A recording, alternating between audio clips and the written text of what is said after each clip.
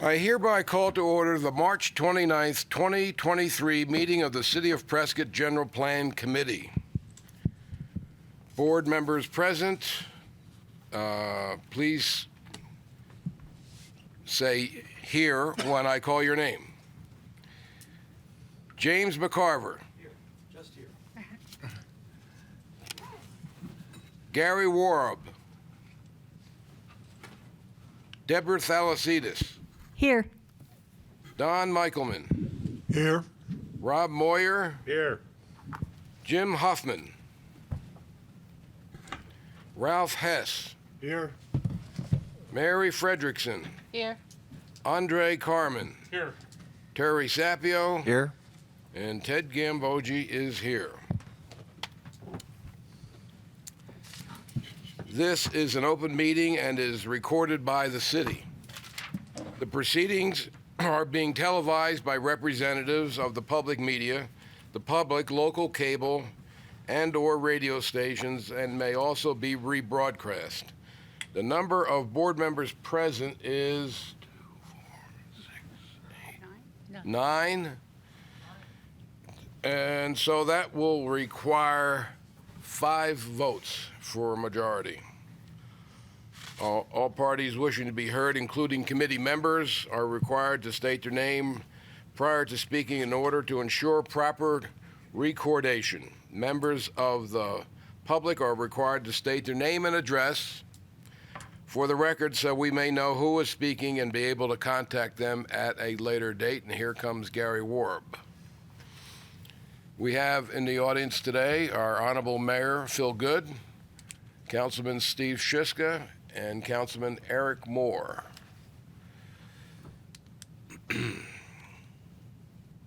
And we have George Worley, Planning Manager, Tammy DeWitt, Community Planner, Joseph Young, our City Attorney, and Chelsea Walton, our Acting Community Development Manager. I think I've covered everything. So we will, before we, okay. Well, the first agenda item is approval of the March 8th, 2023 minutes. Does anyone have any amendments to those minutes? Hearing none, I have a motion to approve the minutes. So move. We have a motion from Don Michaelman and a second. Second. Gary Warb is seconded. All those in favor? Aye.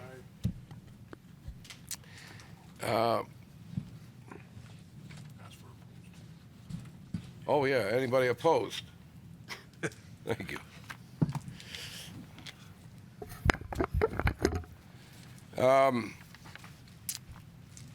Before we get into the presentation from the fire department, we've expanded this meeting to accommodate, I think, some very valuable input. We've been writing 10-year plans since the state required us to write 10-year plans. And yesterday at City Council meeting, I made reference to the proposal to build some affordable housing out by Taylor Hicks School, saying that affordable housing has been in the general plan since, George, 2005? When I had hair. Yeah, well, maybe that's when the earth cooled. And in the last 2015 general plan, we had protections in for the airport. Yet it seems that the general plan seems to be forgotten when issues like affordable housing or the airport comes up. We have a checklist to go through from the state, and we're plowing through the checklist, but a lot of members wanted to have some input. So I'm going to open up the agenda for input. Ralph, you want to take it from here? Well, we need to stick to the agenda. So our next item was a discussion regarding and recommendation to council to hire a facilitator to assist with outreach, gatherings, and other outdoor items for the 2025 general plan. That's our discussion item. Ralph is item number 4. No, it's item B is also, 3B.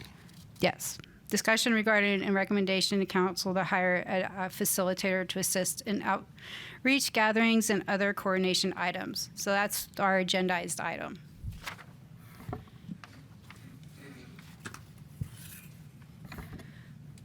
Committee member Hess, that was, Sure. This is Ralph Hess. Please use the microphones. These microphones are very specific, and if you're talking off to one side of it, you're not going to get picked up and not get broadcast. So, All right. Thank you, George. This is Ralph Hess. And I brought up the issue of the facilitator for discussion, well, several months ago. And the idea arose out of a meeting that Deb Thalassides and I had with a couple of the members from CWAG. And during that meeting, we were actually meeting with them to ask them to suggest some questions that we would be able to include with the public survey that we had been requested by staff to prepare. And in the course of that meeting, one of the members who lives in Chino Valley had described the public meeting that they had in Chino Valley that was facilitated by the consultant who Chino Valley had hired to actually assist them with preparing their general plan. And the comment was that the facilitated meeting was done very well. And when I heard about that, it reminded me that, and maybe many of you, I've participated in several facilitated meetings with various nonprofit organizations. We've had retreats that were facilitated. And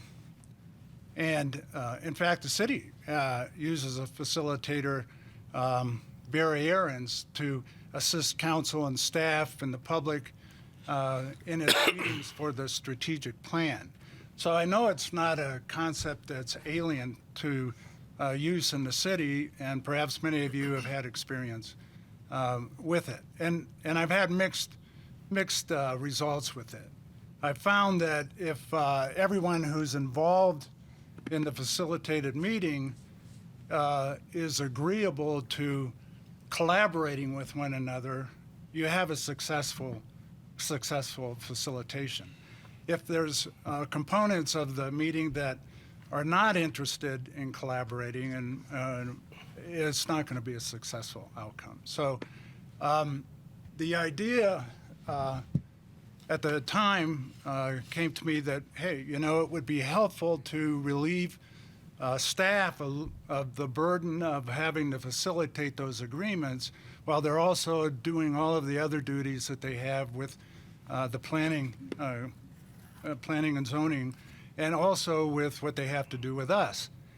And upon reflecting on that, I thought, well, that's somewhat presumptuous of me to say that, staff needs to be unburdened. I mean, that's up to them. If they feel burdened, they can take that up with their supervisors and the council. But because of the delay that we've had, it's become even clearer to me that I believe we need a facilitator in order to identify what collaboration is in the context of this general plan committee. How is the staff and the committee members and the public going to work together in a truly collaborative process? And I've come to the recognition that I think the way to do that is to have a facilitator that would be able to help us all work together, coordinate it, and help us collaborate. And that's why I'm bringing it before the committee for discussion, consideration, and of course it's going to be up to the council ultimately, unless we decide not to recommend it. So that's my 2 cents. Normally we would have a motion in the second, but I'm going to open it for discussion from any other member of the committee. I got a question. Ralph, what would a facilitator do that the city staff doesn't do? There you go. Well, I think what they would do is coordinate ideas that come from staff as well as those that come from members and those that come from public. And it would lead to, Please use your microphone. We could barely hear. okay, Thank I don't have to turn this on, right? You can move it if you need to move it. Yeah, I think staff would be a component of the facilitated group. And so the facilitator would be separate and distinct and would be able to not only encourage ideas from staff, but encourage ideas from community members and from committee members. And I think that's something that's lacking at the moment. And so I think it would be something that would be helpful. Okay, it was my impression that city staff does that function. They collect information from council, they collect information from us, they collect information with the surveys that you have online right now, and they gather all that information for us to review. No, I agree. They do provide us that information.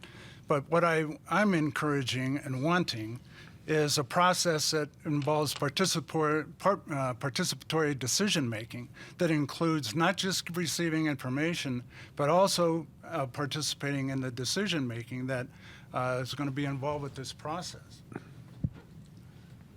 Mr. Chairman, may I talk for just a moment?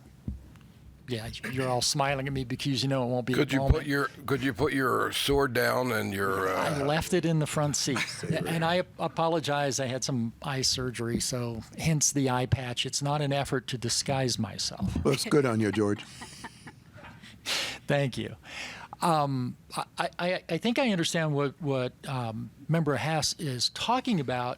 Initially, you had the understanding that we needed a facilitator for public meetings, but now you're thinking the facilitator can help us basically get to a point where we're all on the same page. So that's changed a little bit over time in your thinking.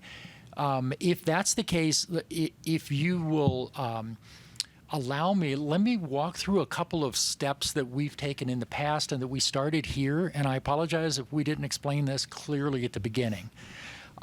What we've done. If I might, go ahead. Before you do that, Sure. This is Ralph Hess again. To clarify, before you go into this presentation, Okay.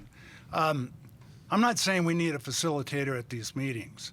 What I'm thinking is, and I mentioned this to Ms. Walton at a meeting, I think it would be helpful to have a facilitated workshop among the staff and the committee members wherein we've identified exactly what everybody understands collaboration to be, and to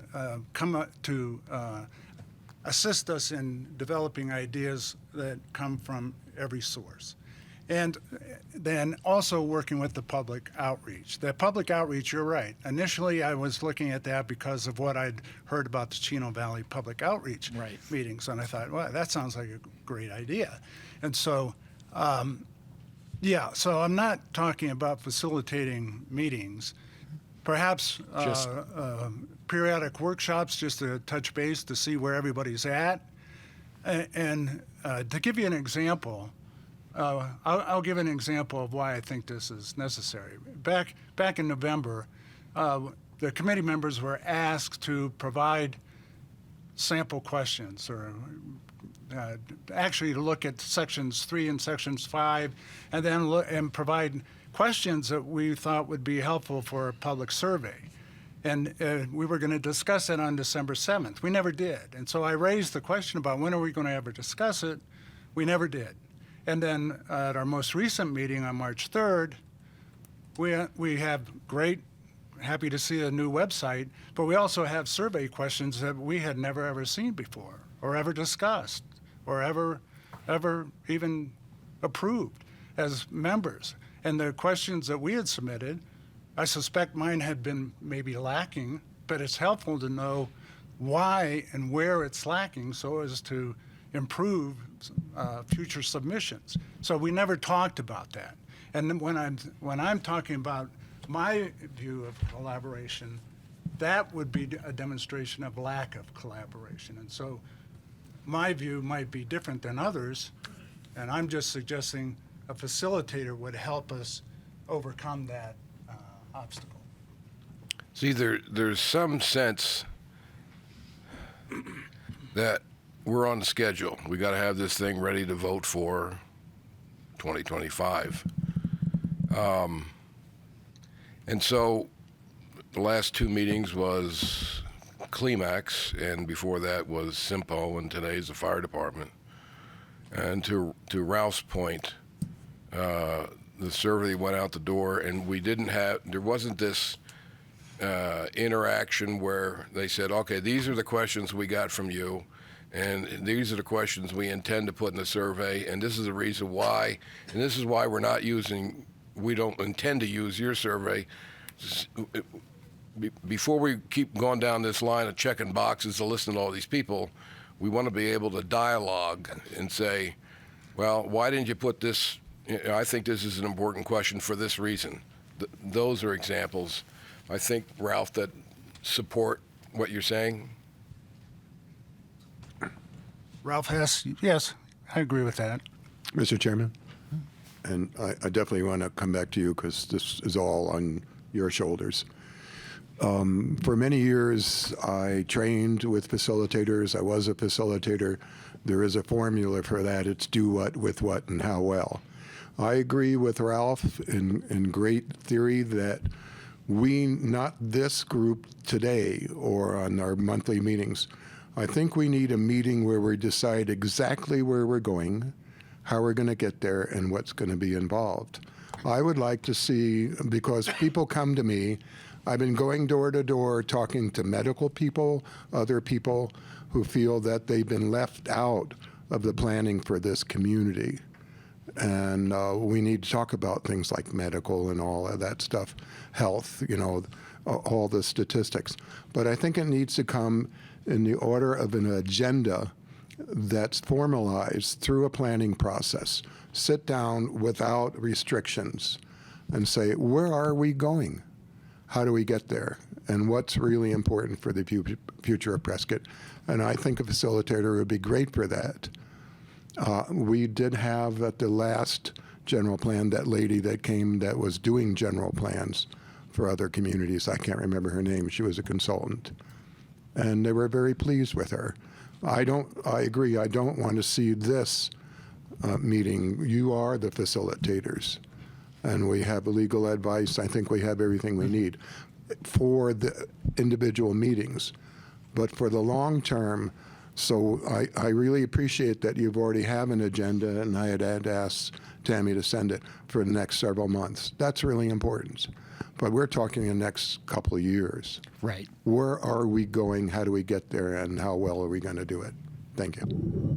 And we have that. Mr. Chairman, Mr. Chair. if I can, one of the things that we've done in the past is a stepped process, and I'll go through that with you in just a minute. And again, I apologize if we didn't go through that with you before.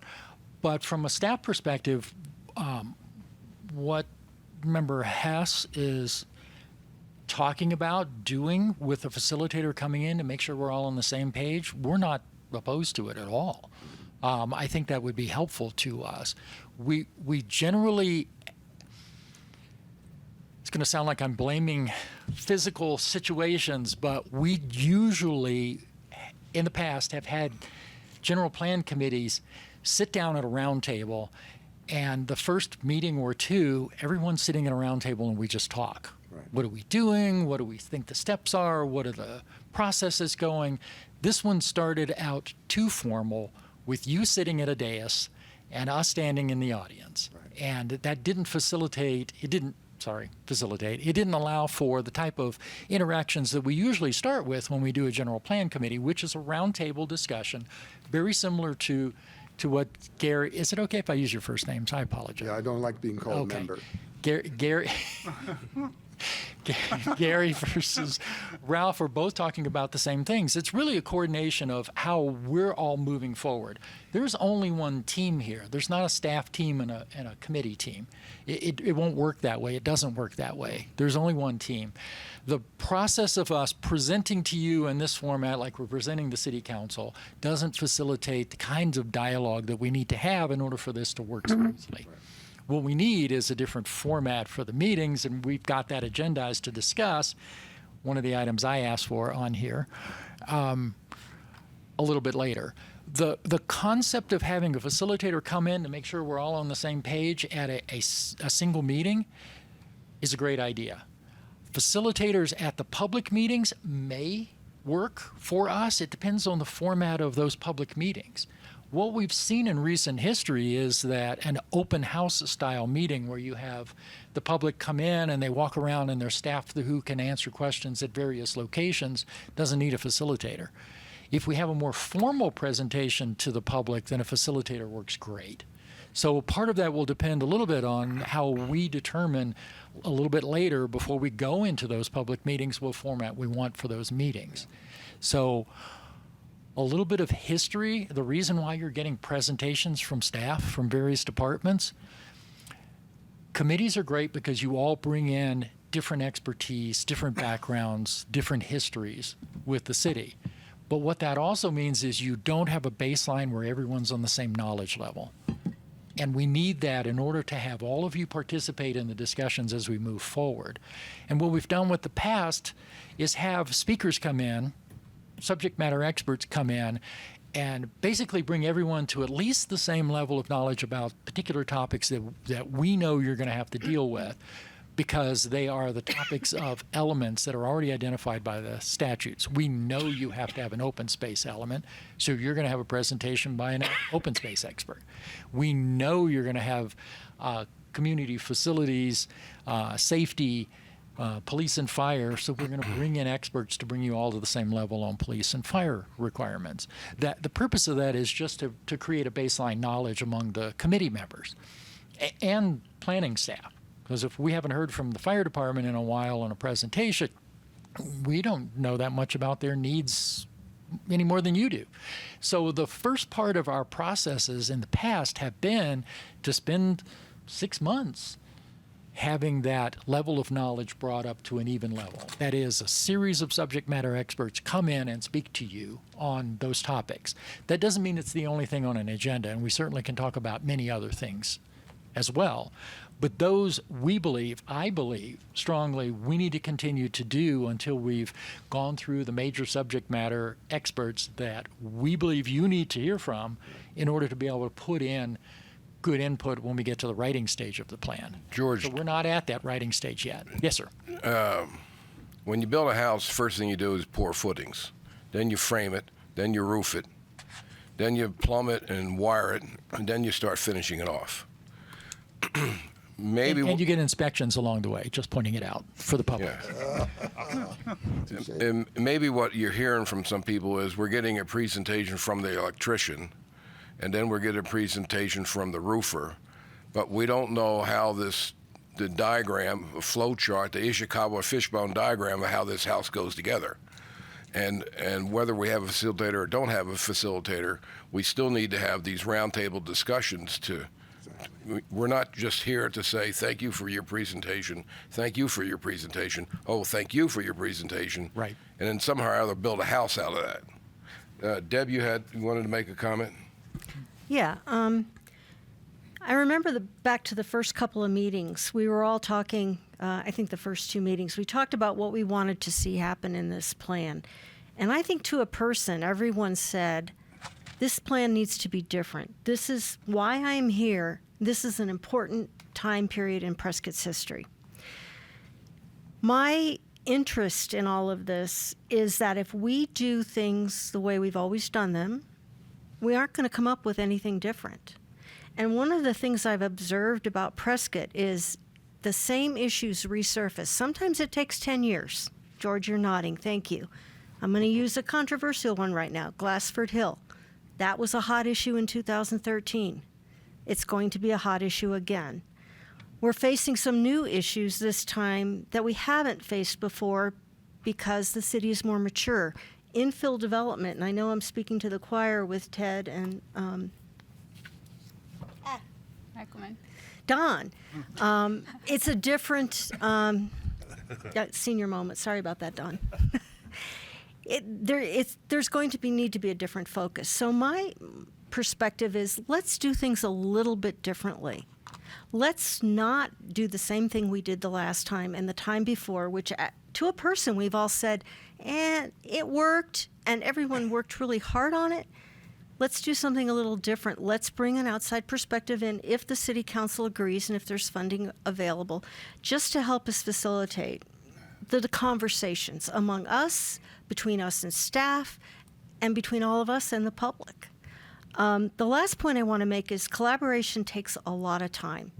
So if we use the example that Ralph and Ted brought up about the survey questions, for staff to come in and say, hey guys, these are the broad categories we're thinking about. These are some draft questions. What's your feedback? That probably could have taken 2 or 3 meetings to really flesh out. Back and forth, back and forth. My observation is that because that is so time consuming, there's not the bandwidth on staff right now to have that. We've not talked about how we can be more efficient process-wise. And it's not a criticism of staff. I think it's more of a bandwidth question. But my ideas are let's do it a little differently than we did last time, and maybe we'll have a little bit different result. And let's see if we can get as much public engagement as possible and as much community and committee collaboration that we maybe haven't been able to have before because the structure didn't work as well. Thank you. Question. Terry Sapio. Deborah, when you say bandwidth, are you referring to workload for the city staff? Yeah, and I agree with Ralph. That's for them to decide. I did have a wonderful conversation with Ms. Walton, and like I said, collaboration takes a lot more time because you're going back and forth and facilitating and coordinating. If the staff has the bandwidth to do that, let's talk about how that process looks. We haven't had that conversation yet. But I do think we're going down the same path we've been down with other general plans. I think we have different issues, and I think it's time that we did things a little bit differently. So when you're talking about bandwidth, you say if they have the manpower for the extra workload of back and forth and back and forth. Well, I prefer the term person power, but yes. Okay, person power. Would maybe another staff member, just a regular city staff member, be helpful? Instead of recommending a facilitator, recommend this city hire, the council look into hiring? Actually, staff I had this member. conversation with Ms. Walton, and I think that when you bring in the word facilitator or consultant, which is an even worse word, you get the perception of this, you're paying someone $250 an hour to come in and do what someone under Chelsea's direction could do. So there are temporary professional planning staff available through temporary agencies. They could hire another temporary staff person in general.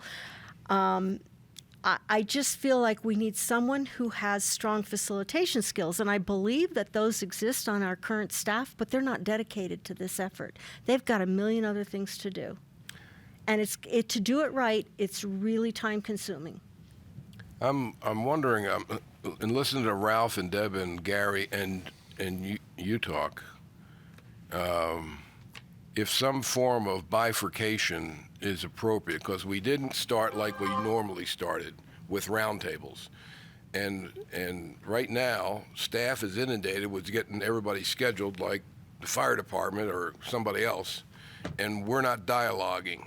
So, Ralph and Deb, are you thinking of a facilitator that would facilitate our roundtable discussions and then have a separate set of meetings for what we're about to do in a couple of minutes? I think I'll make it quick. She doesn't believe me any more than you do. One of the things that would help us, I believe, is if we all are on the same level of understanding of what it is we're trying to get to.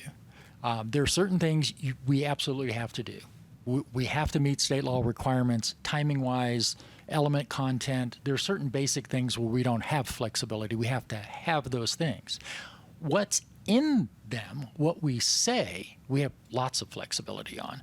We have a lot of ability to do things differently in the writing of the plan. Some of the formatting, predetermined. The content, not predetermined.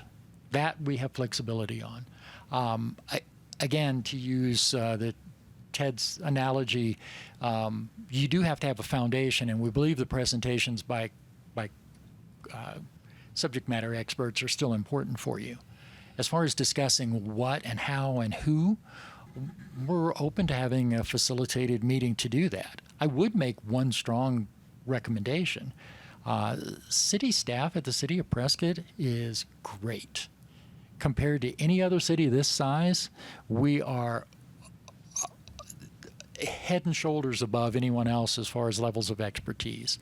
We can probably find a facilitator on city staff. In fact, one really good facilitator that I've watched do a number of different things is Chelsea, who's not a regular participant in these discussions, and that makes her a third party to an extent, allowing maybe Chelsea, sorry I didn't talk to you about that ahead of time. George, you just said something that kind of brings this home to us. As you said, these are the presentations that staff feels the committee needs to hear. What about the presentations the committee feels we need to hear and that the public may be interested in? How do we get that in the mix? We've had a couple of requests for things. We specifically have had a couple of requests. Gary gave us a request for a speaker who is it open space and trails, who will be coming In a certain up in order. a couple of months. So, In a certain order. yeah, they were. We're open to requests for speakers. That's something that any of you can make to us, and we're happy to bring them on. And again, it's the discussion component. Because of open meetings law, we can't all meet outside of this No. and say, oh, I'd like to have a this and I'd like to have a that. So we're not as a group discussing that, and we're not having those discussions in front of the public. Well, what we could also Mr. do Chairman. is that we have presentations scheduled through September. And it's all the departments bringing forward their strategic plans and what they're working towards and what their 10-year goals are. So that's what we're bringing for you from the departments is what their 10-year goals are, because we have to hear from staff, because staff's the ones that implement the plan, and what are their goals and that they need to have the city keep running as we are.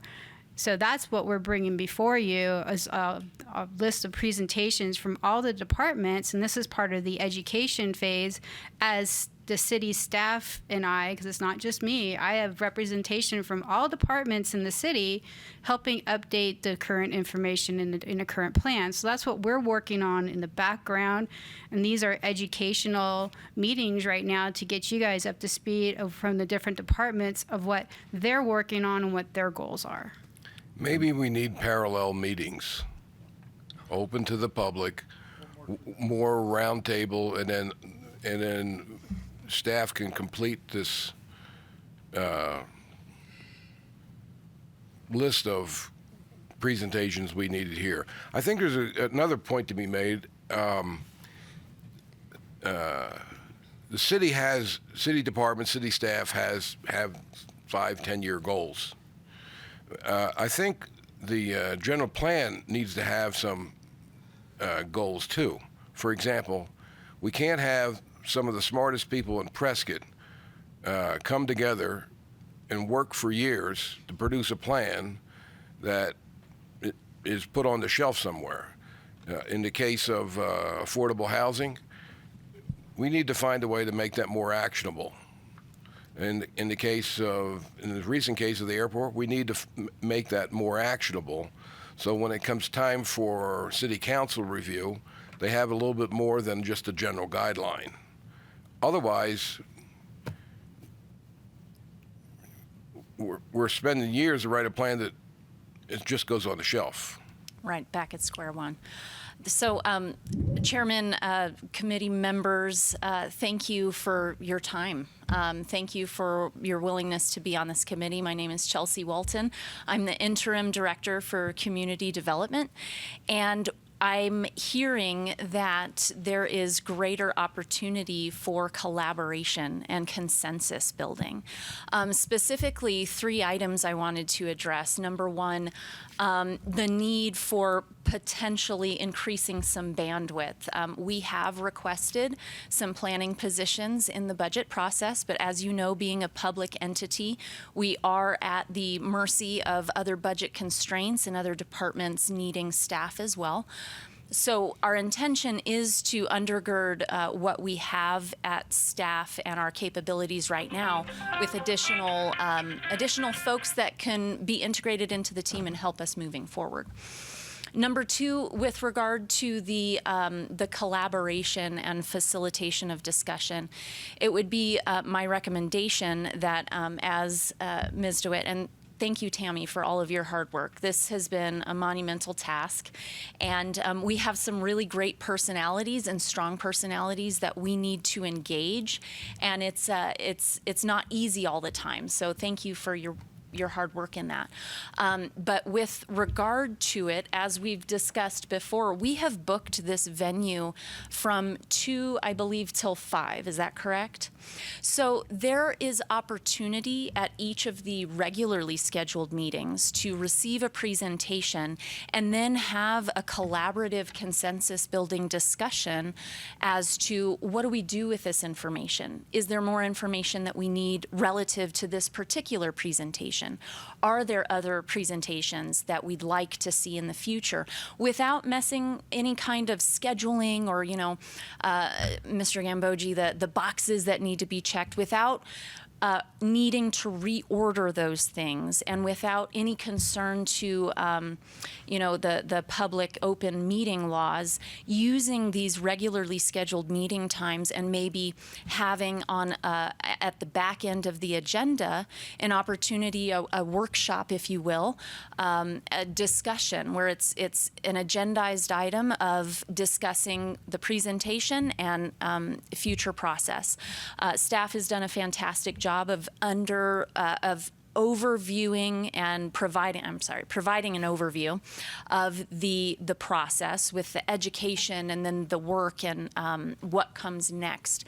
And right now we're kind of getting our engines revving, but I love to hear that there's greater desire for collaboration, because the last thing we want is to see anybody disengaged, because your involvement is going to be critical as we move forward. This is not a city staff plan. This is not a committee member plan. This is a general plan for the city of Prescott, and we need all of your voices engaged, and we need to hear from you. So George mentioned that, I've done facilitation most of my career. I was on the Prescott Lakes Community Association management team for 8 years. I've run, annual strategic planning sessions for the boards and for our various 15 neighborhoods and 7 standing committees. So it's not something I'm unfamiliar with, and I would be happy to facilitate discussions. As far as the actual process and facilitating the administrative functions, that's something that I'd have to be honest, I probably wouldn't have time for. But I would be happy to lend my voice to help with conversation facilitation, because it's important that we hear from every single member, and so that everybody understands where we are, where we're hoping to get to, because you're going to need to champion this plan in the community. It'll be your voices and your faces that the public need to see behind this plan, because ultimately we need to hear from other people in the community. So sorry for the little soapbox. I didn't mean to go too long, but that's my 2 cents as far as facilitation is concerned. Absolutely. If the level of facilitation you feel you need is just facilitating a conversation, and maybe that would help Tammy, I don't know, we can talk about it.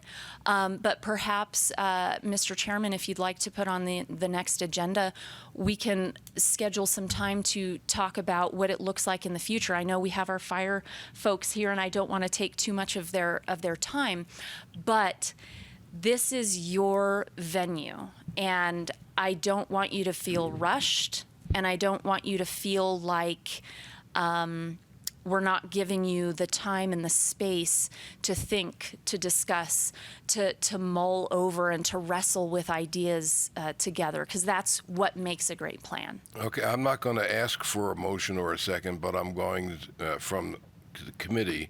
But I'm going to ask in our next meeting that typically they last about an hour, and we're scheduled from 3 to 5. So 2 to 5. Pardon? 2 to 5. 2 to 5. So typically, I think they last about an hour. Well, the last meeting was kind of, offset because we had to reschedule it and find a space. But usually we have it planned out to be here for 3 hours.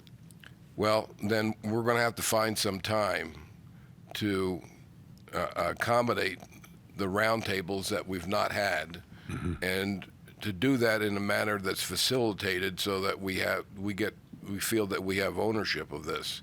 So I would say at the next meeting there ought to be not just a half hour like we have today, but a substantial period of time where the committee can participate, and somehow I'd like to hear a plan from staff on how that might be facilitated.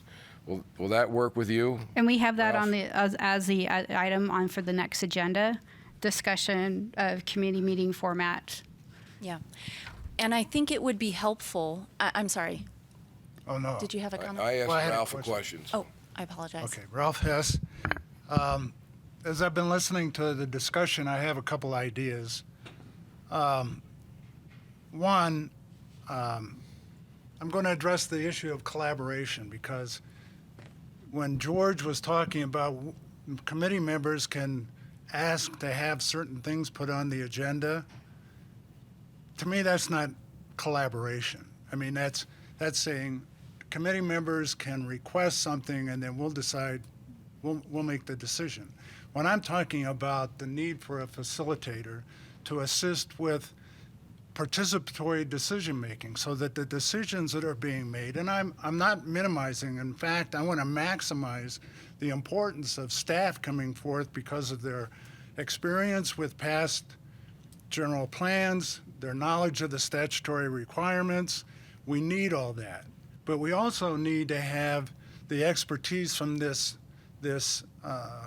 committee involved in participatory decision-making where everyone is recognized and all of those inputs are considered.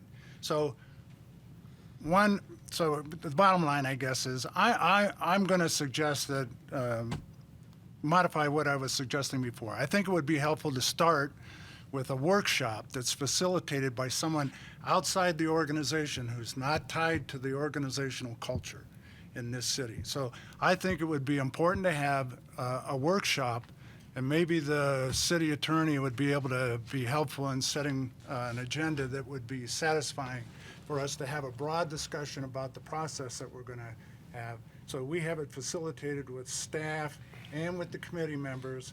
Can you please talk into I can barely hear you. Okay. I need to hear you.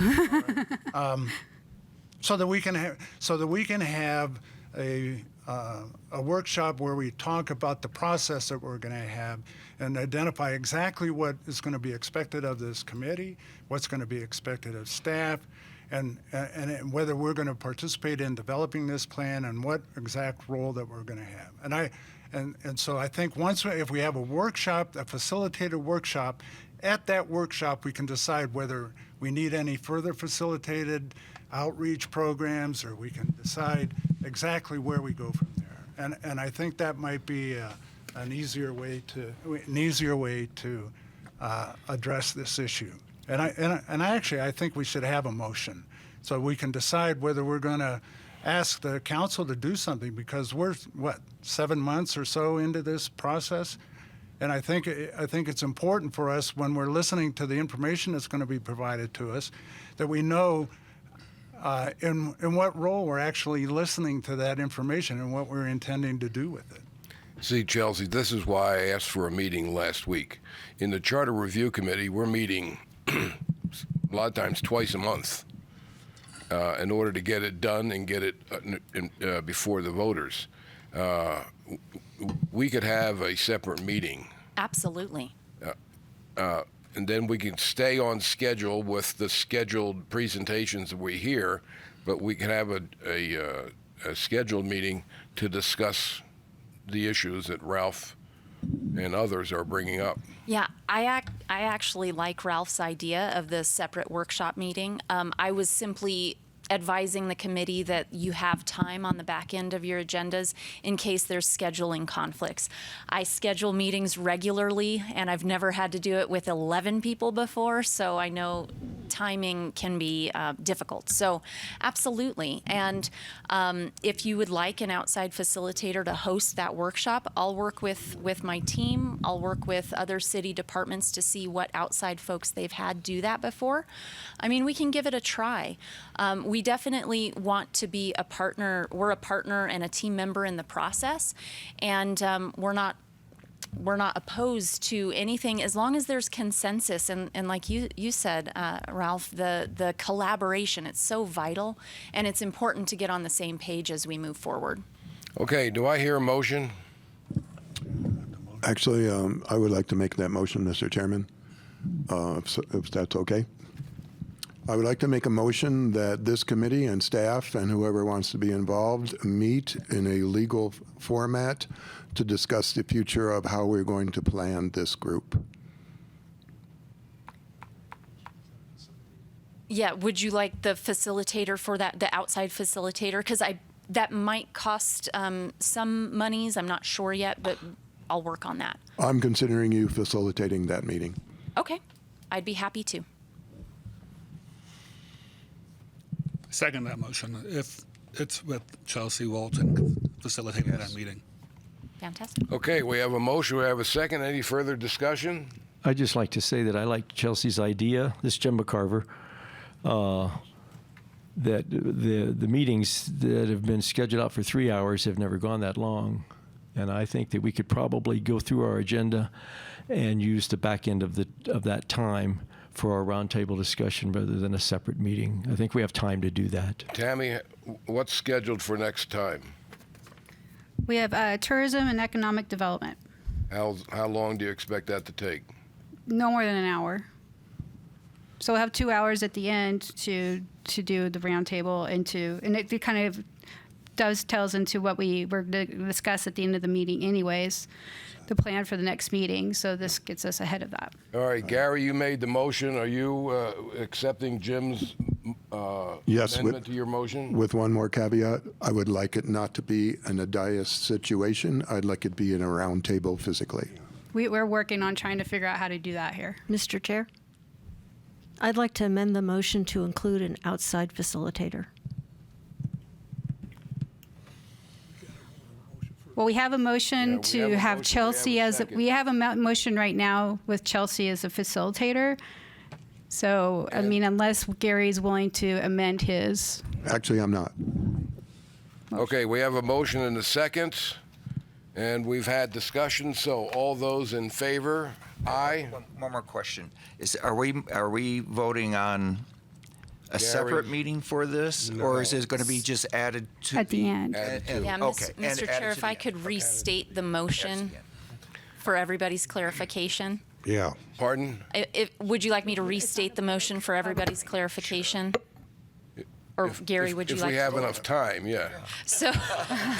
So Gary moved to, and it was amended by Jim and accepted and amended again, but the motion is that the next meeting be used on the back end of the presentations to facilitate by myself a conversation and a workshop regarding the plan as it moves forward and the process. Thank you. Yep. There's a motion and a second. We have, There, we have a public question, and she's asking if you want to hold. Is it regards to this agenda item? Okay. well, then come forward to the podium and state your name and address. My name is Sandy Studi, and I live at 4976 Cactus Place. My question is Mr. Hess started the conversation with 3 partners in the collaborative process, including the public. As the conversation moved forward, I heard it narrowing down more and more to staff and the committee, recognizing that you are leading the process. But my question is where does the public fit in at this point? Because, for example, you've scheduled 4 presentations by city departments. Perhaps there are issues that don't currently fall under the purview or haven't been being managed by a city department that there are people in the community who would like to have discussion about. So where would that fit into the process? But I guess I just saw the public slipping farther and further away. Excuse me, Mr. Chairman, I think I made it clear, or I hope I made it clear, that I included public in that proposal. I didn't hear it, but thank you. Any other public comment? Then I'm going to call for a vote. Point of order, Point of order, Ralph Hess. Correct me if I'm wrong, but I think since the motion has been amended, not only does the movement need to accept the amendments, but the second also has to accept the amendment. You're correct. Andre? There are several amendments, so am I accepting all of them? Which ones were they? So what the motion is Shel- to just have the round table at the end of the next meeting with Chelsea facilitating. A second. We're going to do this one more time. All those in favor, say aye. Aye. Opposed? Aye. Aye. Motion carries. Now we can move to our next agenda item. Mr. Chairman, before you move on, I just want to thank everybody for your input in this. If we can figure out a method of setting the room up so that we can all sit at a table, have the public involved, we have to have the public involved in our meetings. It's required by law, but it's also the best thing we can do to make a good plan. It will make the whole process a little bit easier, and I think we'll have better communications. So next we have fire department to come up to present their strategic plan, which has been presented to the city council, and it's moving forward to what their plans are for the next 10 years. Point of order, Mr. Chairman. Ralph, Yes? Ralph Hess. Before we get into that, just briefly, I now recall, and I think Tammy was present at the time, that after our more recent meeting, Jim Huffman indicated he would not be able to be here. That's correct. And asked to be excused. And so he asked me to make my phone available in case he could call in, but he hasn't called. So I just wanted the record to reflect that Jim Huffman's absence is excused. Thank you.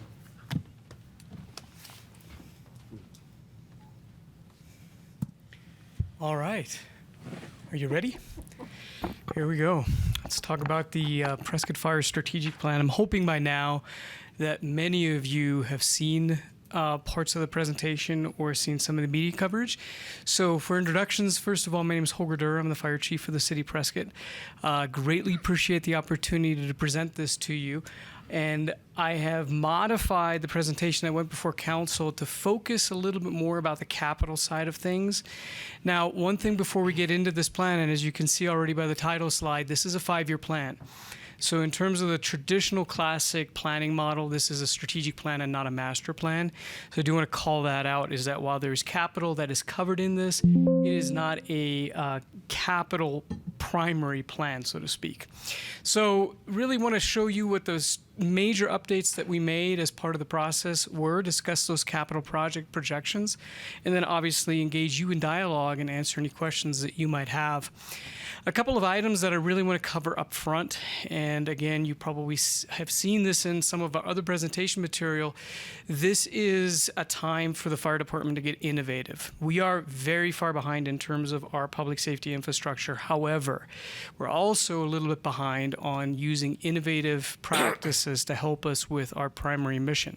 So as an example, we're currently working on a project that will connect to the back end of our computer-aided dispatch system to help us more effectively move fire trucks around in the system. That happens on a daily basis, but right now it basically happens off of a rote mechanical system that does not take into consideration time of day, day of week, month of the year. As you can imagine, for instance, rodeo weekend looks much different downtown than it might be the 2nd of January. So we need to make sure that we have a system that takes that into consideration. That does not require us to buy a single fire station or purchase a single acre of fire station land. Now, again, I want to emphasize we do still need to do that. However, we need to do both at the same time so that we can be as effective with the taxpayers' dollar as we possibly can. The plan is also a significant departure in terms of what you might see in other strategic plans. This is based on the logic model for strategic planning, which starts with a problem that you want to solve, takes inputs and lines them up with short, medium, and long-term outcomes, and then measures progress towards that in a very logical and methodological manner. It also focuses primarily on the impact of those resources on our residents. So we were pushed really hard in building this plan to make sure that those objectives that we built were for resident outcome.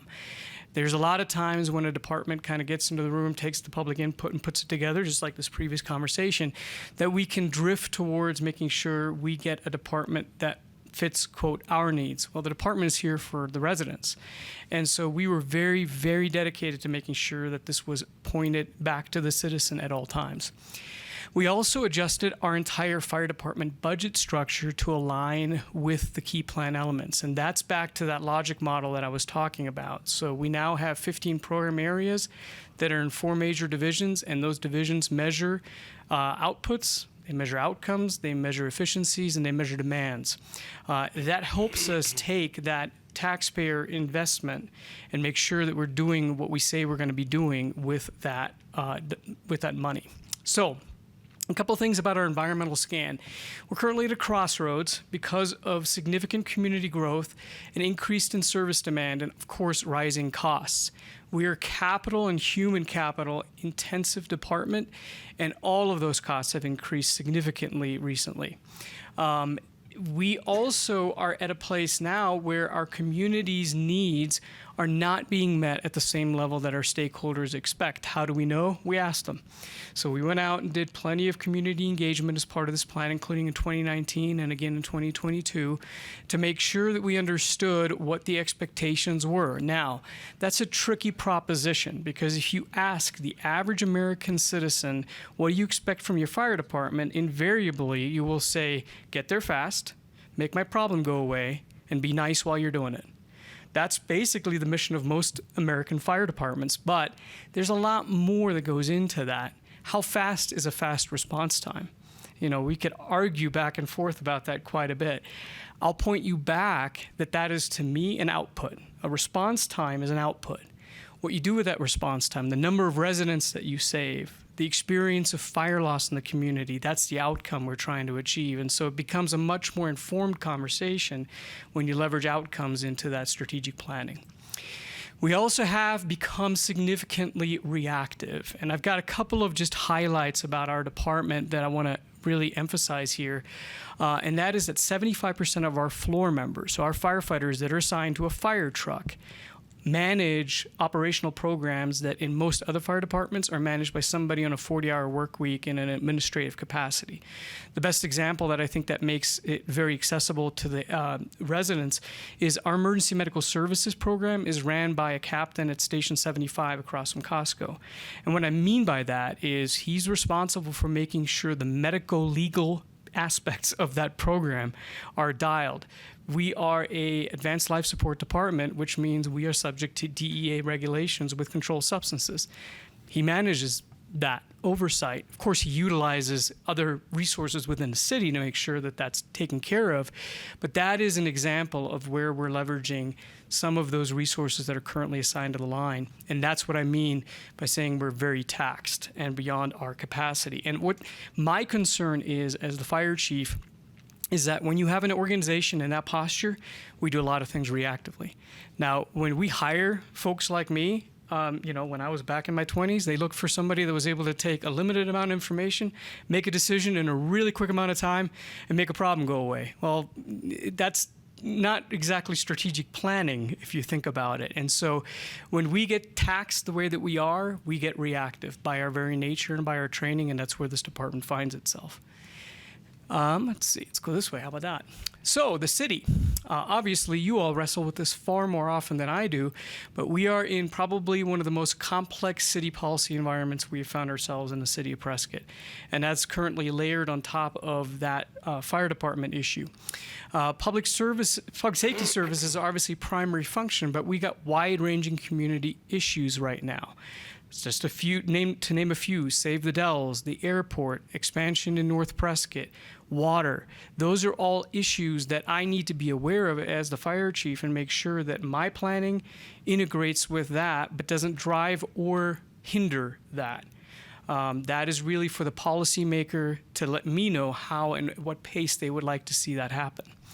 Obviously, those solutions require a significant amount of collaboration, prioritization, and some innovation. When we forward budget requests, and this is starting now with this year, we have the measures and the outcomes and those goals and the objectives that you see, and I'll introduce you to a little bit here in a second, already crosswalked into our budget requests so that the decision maker can have that at their feet and figure out how they want to balance all the other priorities that are on their table.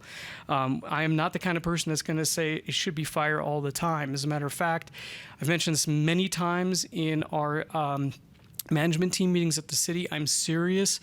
We realize that what we're asking for here displaces a significant amount of general fund tax dollars.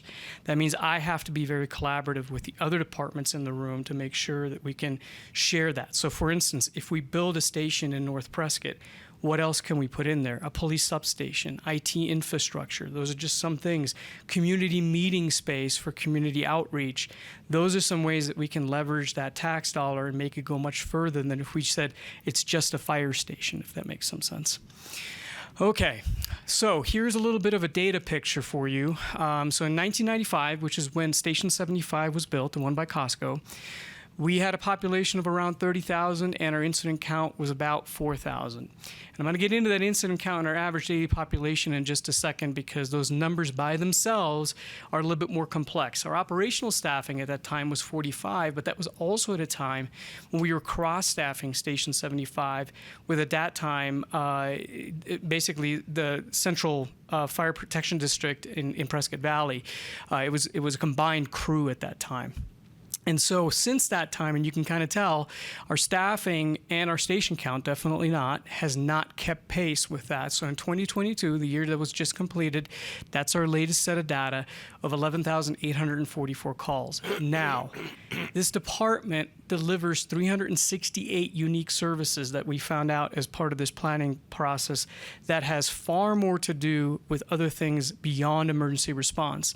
So that number that you see there is simply the time somebody calls 911 and we respond to an emergency. It doesn't include the number of plan reviews that we do, public education outreach requests, those types of things. And I could go on and on and on, but I really want to impress on you that just looking at an incident count by itself, while that's a primary mission of the fire department, is not the only mission of this department.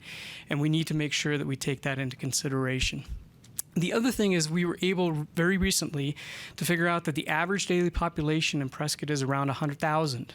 When you take into consideration commuters, when you take into consideration tourists, people that commute into the city to work here, and so we protect those people while they're within our jurisdiction, and so that population is actually much more significant than just the census count. Yes, sir. Just question, kind of order of magnitude. So you're saying that the incident count has tripled and your operational staff has gone up by maybe a third? Yes, sir. In the incident count, is that directly related to the population growth or other new incidences being thrown into that account? Yeah, it's a great question. I'm glad you asked that question because I'm going to try not to nerd out too much here with data in the fire service. However, yes, absolutely. There's a couple things that have happened. Number one, when you see 100,000 folks in a geographical area, you see an exponential growth in call volume. So I'm expecting that call volume actually not to flatten out. I'm expecting it to go up. For lack of a better term, it's entropy. You know, people just traffic accidents happen more often because they bump into each other more. I mean, that's easy to explain. However, the American society's expectation of the American Fire Service has changed since 1995. That was prior to 9/11. We were dabbling in anti-terrorism. We are now 100% in that game. We are the front line in terrorism response. So when we're talking about our hazmat team, we do a full range of hazmat responses. We have hazmat technicians that know how to respond to nuclear incidents. This fire department in your city, the only thing that we don't currently do at a program level is marine and shipboard firefighting, and after the flood, I think we might have to change our mind. But we do aircraft and rescue firefighting. We do hazmat, technical rescue. We have a significant number of services that we provide because one of the things that the American Fire Service is not good at is saying no. You call, we come, we fix it, right? I mean, it's that mission statement that I was just talking about. And so really from that perspective, another example of this, even though it doesn't figure into these numbers, thank goodness, is active harm or active shooter incidents. So our training capacity and our equipment needs have gone up significantly because society has changed with that. Another piece of that, though, in terms of the increase in that call volume that I want to call out, and we're starting to have initiatives to attack this a little bit more, is what we call low acuity call responses. Low acuity calls are emergencies nonetheless, but they're emergencies that don't necessarily require lights and siren response. So far, by and large, and again, this is not just the city of Prescott, but the American Fire Service in general, still sends an ambulance and an engine to all medical emergencies. There's a lot of good reasons for that. We are the primary ALS caregiver here in town. It's not the ambulance, so that's a shift of perspective that I need to make sure that I really impress upon you. But that doesn't mean we necessarily have to send that type of resource to every single call just in case. We had that luxury back in 1995 when there were barely 4,000 calls in the system.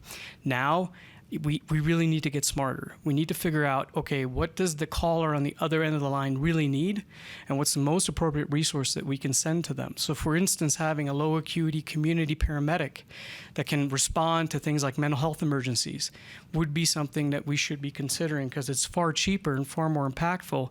And again, it also delays or defers the gap that we currently have with the rest of the public safety infrastructure. So that helps us quite a bit. But yes, to answer your question in a very long-winded way, there are quite a few things in that number that have influenced that.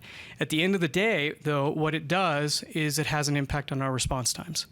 So what you see here is our response time from our accreditation standards of cover from 2019 to 2022. This is what's called moderate risk medical calls, which is lights and sirens, an engine and an ambulance. And our total response time, which is the hello to hello time here, has gone up by almost 2 minutes in that time period.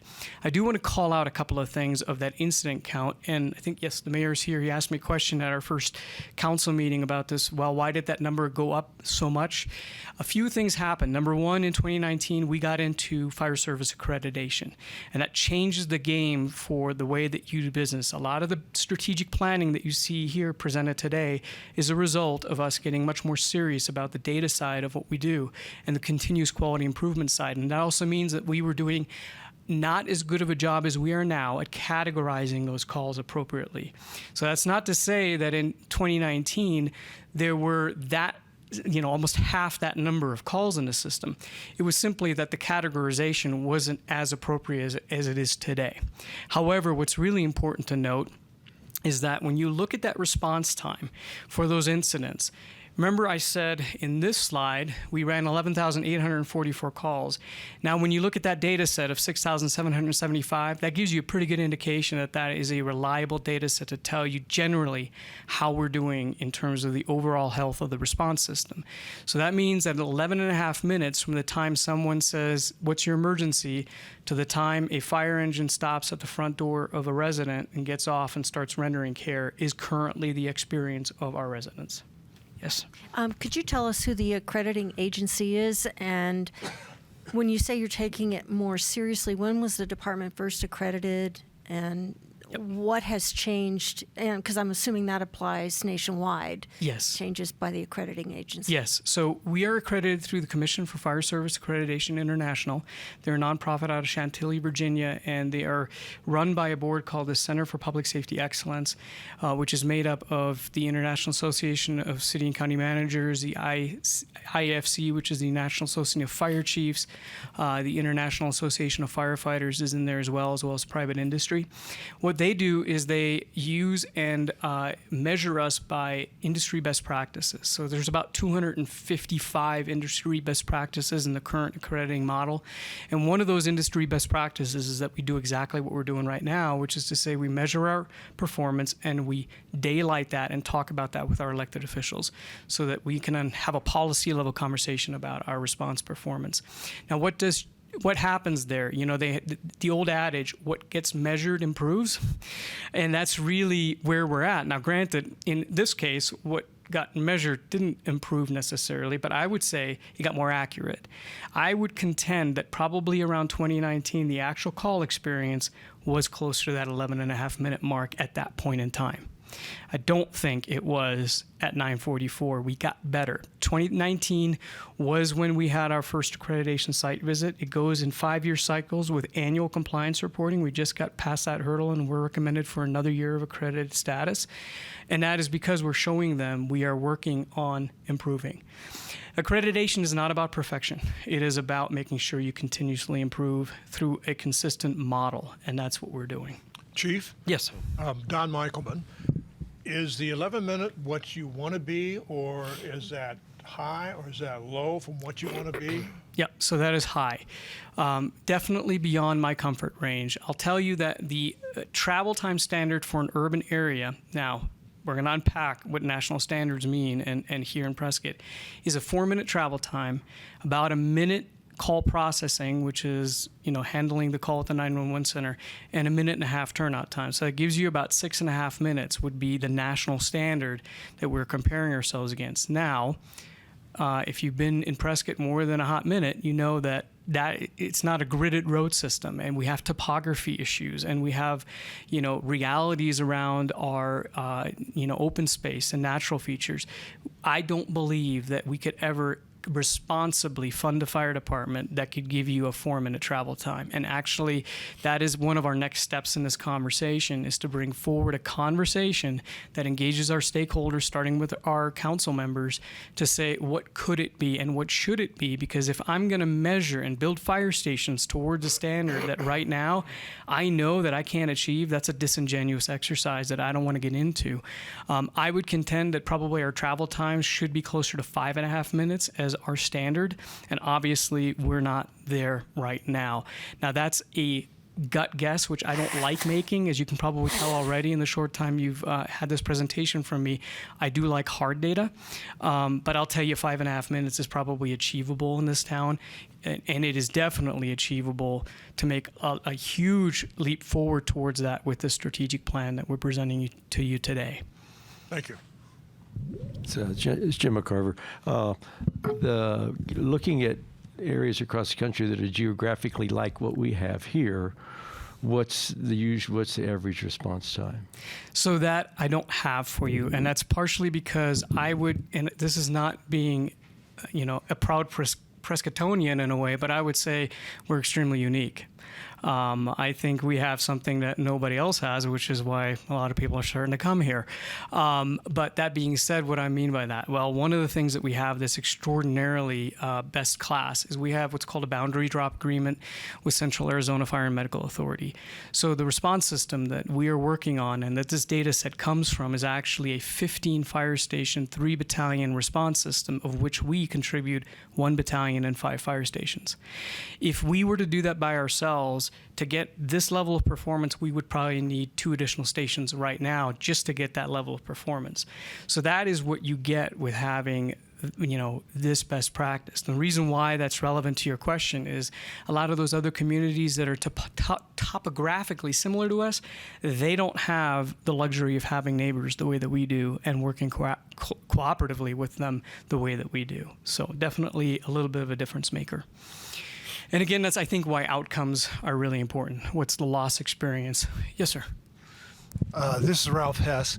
And listening to what your presentation is, it sounds like it's not only the location of the fire stations that we might need to build, but also traffic patterns and how we're going to be, for our purposes of a general plan committee, as to where additional roads need to be, where traffic has to be considered. Is all of that involved in your strategic plan, or any of that? Yeah, so it is in our planning. So for instance, we're right now right at the beginning of planning for Station 76. It is in our capital plan. We have approved monies to start siting that location, which means we now have to start taking into consideration traffic patterns, access to road networks. However, in the planning sense, that is exactly what I would love to see for us, to be able to collaboratively engage in a conversation to say what makes everybody have a better outcome at the end of the day. Just because you have fire trucks that have to rapidly get to the scene of an emergency doesn't mean that you can't have a easily commutable community where you can do multimodal transportation. That is not, you can connect those two. It's completely doable. But I would even contend that the innovations that we're doing and this talk about the response times, we could probably leverage other advantages and other planning venues by using that innovative approach rather than just saying, hey, we've got plan A and it's public safety, so you better give us what we want, because that's not the right approach in my opinion. We need to fit into the community. We shouldn't be the biggest hammer in the community. That doesn't make sense. All right. So some core challenges. We've talked about this a little bit. We've got a critical gap in the backbone of our emergency response system. We need to use innovation, as we already talked about, and we need to use infrastructure and innovation. And again, outcomes achieved is what I'm after in this strategic plan. We talked a little bit about this. I'm going to breeze through this just to catch us up a little bit on time here. But last year we had what we call force hires happen about 100 times. And that means that a member of our department is forced to stay on for another 24-hour shift when they were planning to go home. And sometimes that happens within 30 minutes of shift change. So imagine being a single parent with parenting responsibilities and being told 30 minutes before you were about to pick your kid up at daycare, you got to stay. That doesn't only have a problem for that person that day, it greatly impacts employee morale, and it doesn't help us with staffing. We talked about the program management responsibility. That's those 75% of line firefighters that have those responsibilities. Our 40-hour staff, I cannot leave them out of this conversation because they have a significant workload compared to other fire departments. I also serve as the emergency manager for the city of Prescott. When Chief Knapp, who's in the audience here, was hired, he was the deputy chief, the operations chief, and the fire marshal. And in a department our size, that's the only time I've ever seen that, and I'm seriously not exaggerating there. So CAFMA, so Central Arizona, has seen an ISO rating increase. That is moving in the wrong direction, and that was related both to staffing as well as the topography. And yes, they are a fire district, but we have, in essence, the same ISO rating, which is not accreditation. It's the Insurance Services Office that sets insurance modifier rates. But if they're seeing that and we haven't had significant changes in our system, I would contend we're probably going to see a similar impact come down the road when our next rating is in a couple of years. And that has a downstream effect on homeowners' policies. The other thing is, and this is kind of a serious note here, is the opportunities for errors and mistakes have increased. Our firefighters work an alternating 24 on, 24 off work week with 4 and 6 days off between sets of those 24-hour shifts.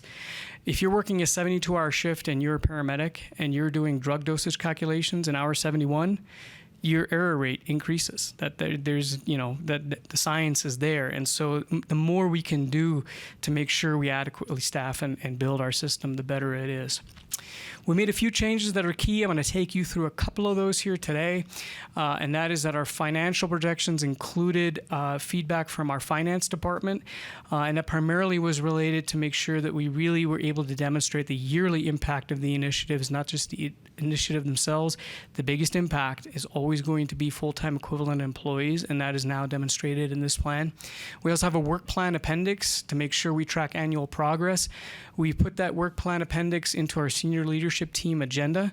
So it is something that we look at every 2 weeks when we meet as a senior staff. So it's not just something that's on the shelf. It is something that we look at on an ongoing basis.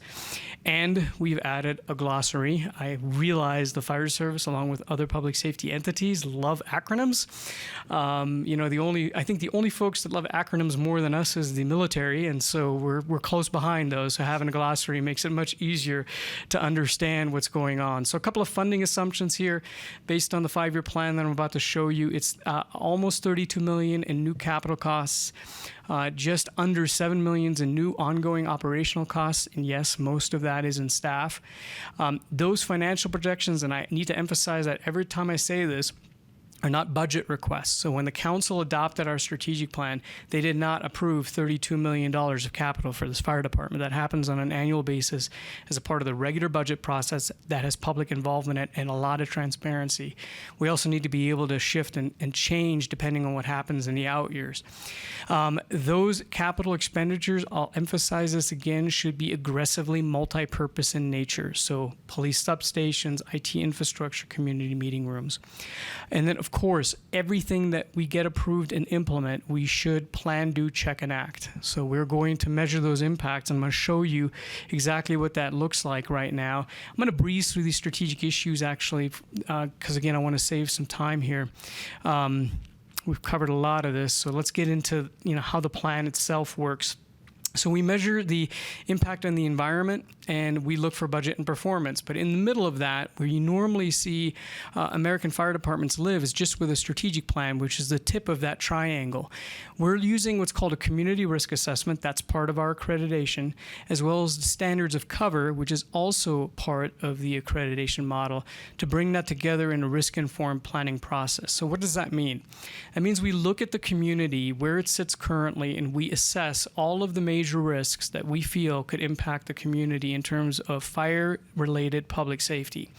Our job is not to respond to that risk. Our job is to mitigate that risk. Mitigation of risk can happen with emergency response, and that is the appropriate countermeasure a lot of the times. But for instance, in wildfire, we can't build you a fire department large enough to make a wildfire event go away silently into the night. That is where mitigation, pre-planning, reduction comes in. And so that's the standards of cover. It links those two together.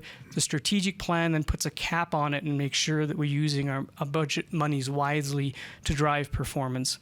A couple of the things that we're looking at in terms of infrastructure is 2 new fire stations in the North Prescott area, renovations to all of our existing stations, making sure that we increase our resources in emergency medical services. The biggest number that you saw there in that incident count is EMS calls, and we want to make sure that we're doing that smart and not just on the back of another fire engine.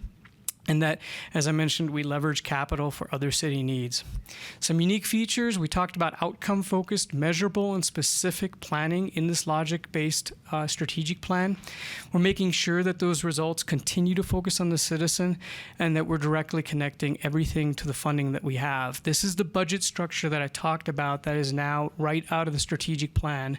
So you've got 4 major sections that now are the Office of the Chief, Emergency Operations, Community Risk Management, and Essential Services. I realize that slide is a little bit difficult to read, so I apologize. But one of the things I really want to call out here is under the Office of the Chief, this is where it starts to look a little bit differently. We have a program for research and development, and we have a program for organizational performance management. And the reason why I want to call that out is because that's how serious we're taking it. Now, it's not because we're going to flow a lot of money into particularly, let's say, the organizational performance management program, but it's because we want to make sure that we measure those performance aspects and that program is being responsible.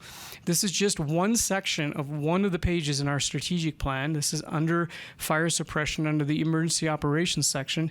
And you can kind of see there at the top level, and again, I apologize, I didn't think this would be this small, but the results there are those outcome measures that we're talking about. So the very first top there is percent of fires contained in the room of origin, measured by 2025 fiscal year. Now we're talking about an outcome. So yes, I have a response time that's an input into that and could be seen as an output measurement, but the outcome that I'm really interested in is keeping those those fires to the rooms of origin. Why? Because we have data that says that once a fire extends out of the room of origin, fire loss significantly increases and fire deaths significantly increase. Yes, sir. That brings me to my cost-benefit analysis. Earlier, you were talking about response times, and so if you go from 11 to 9, that's good. But how does it benefit? So, do you have figures that say in 10 cases of a fire, if I get there instead of 11 minutes, I get there in 9 minutes, I reduce the number of out-of-room, one-room fires by, so you have those numbers? We do have that data in the national data set, and one thing that is hurting us here is modern building construction and modern furniture. As you can imagine, when you walked into a furniture store in 1920, you didn't buy the same piece of furniture that you buy right now in 2023. Most of the things that are put in American homes right now are in essence hydrocarbons in solid form. Once they catch on fire, they off-gas rapidly, and when you look at, for instance, TGI construction in most residential homes these days, the failure rate on those building components under fire stress happens much quicker than it did, 50, 60, 70 years ago. And so that time component is also much more compressed. And that's why, for instance, our building codes, our community development folks, and the collaboration that we have there is, again, we can build a fire department to get there quickly in most cases, but we will never get a fire department under those conditions that will get there 100% of the time to prevent that, if that makes some sense. So we have to be smart and leverage other avenues. There's 5 areas here. The first one is responding to our risk, and this is really handling our low acuity calls and reimagining a wildland mitigation strategy. We're about to have a conversation with our council sometime in the next few months about fire adaptive community mindsets as the beginning of that. Currently, our fuels or our forestry crew that's in the fire department is being transferred over to our recreation services department. And the reason for that is because our open space responsibilities have increased, which means that the land management responsibilities of recreation services has increased, giving them a resource to use to meet that land management mission while we meet our risk reduction mission is a smart way to leverage that resource. Yes. Before we go from that, thank you for bringing it up, Gary Warab. I was involved in quite a few meetings talking about trail signage for rescue and that. I'm really curious now, since that's been some years, what is the increase you see now compared to maybe 5 years ago in rescue and on trails and open space? So I can't give you a specific number simply because I haven't looked at it yet. However, based on the interactions with our staff, I have been told that trail rescues have increased over the last number of years. In COVID, we had a significant increase because more people were recreating outdoors. And so that increased the demand quite a bit. So yes. I know we spent quite a few meetings just discussing how to do the signage on the trails so that people could use their phones and apps just to get rescued. Yeah, So, which is very smart. Yeah. Thank you. All right, the second one, this is the biggest one in terms of capital expense, and this is our new fire stations. So the second strategic result overall is to position our infrastructure in a place where it can help us drive those response times down. While I did say it is a community-focused plan, we are also focusing on our firefighters. Our council graciously just agreed to hire 6 firefighters before the end of the fiscal year.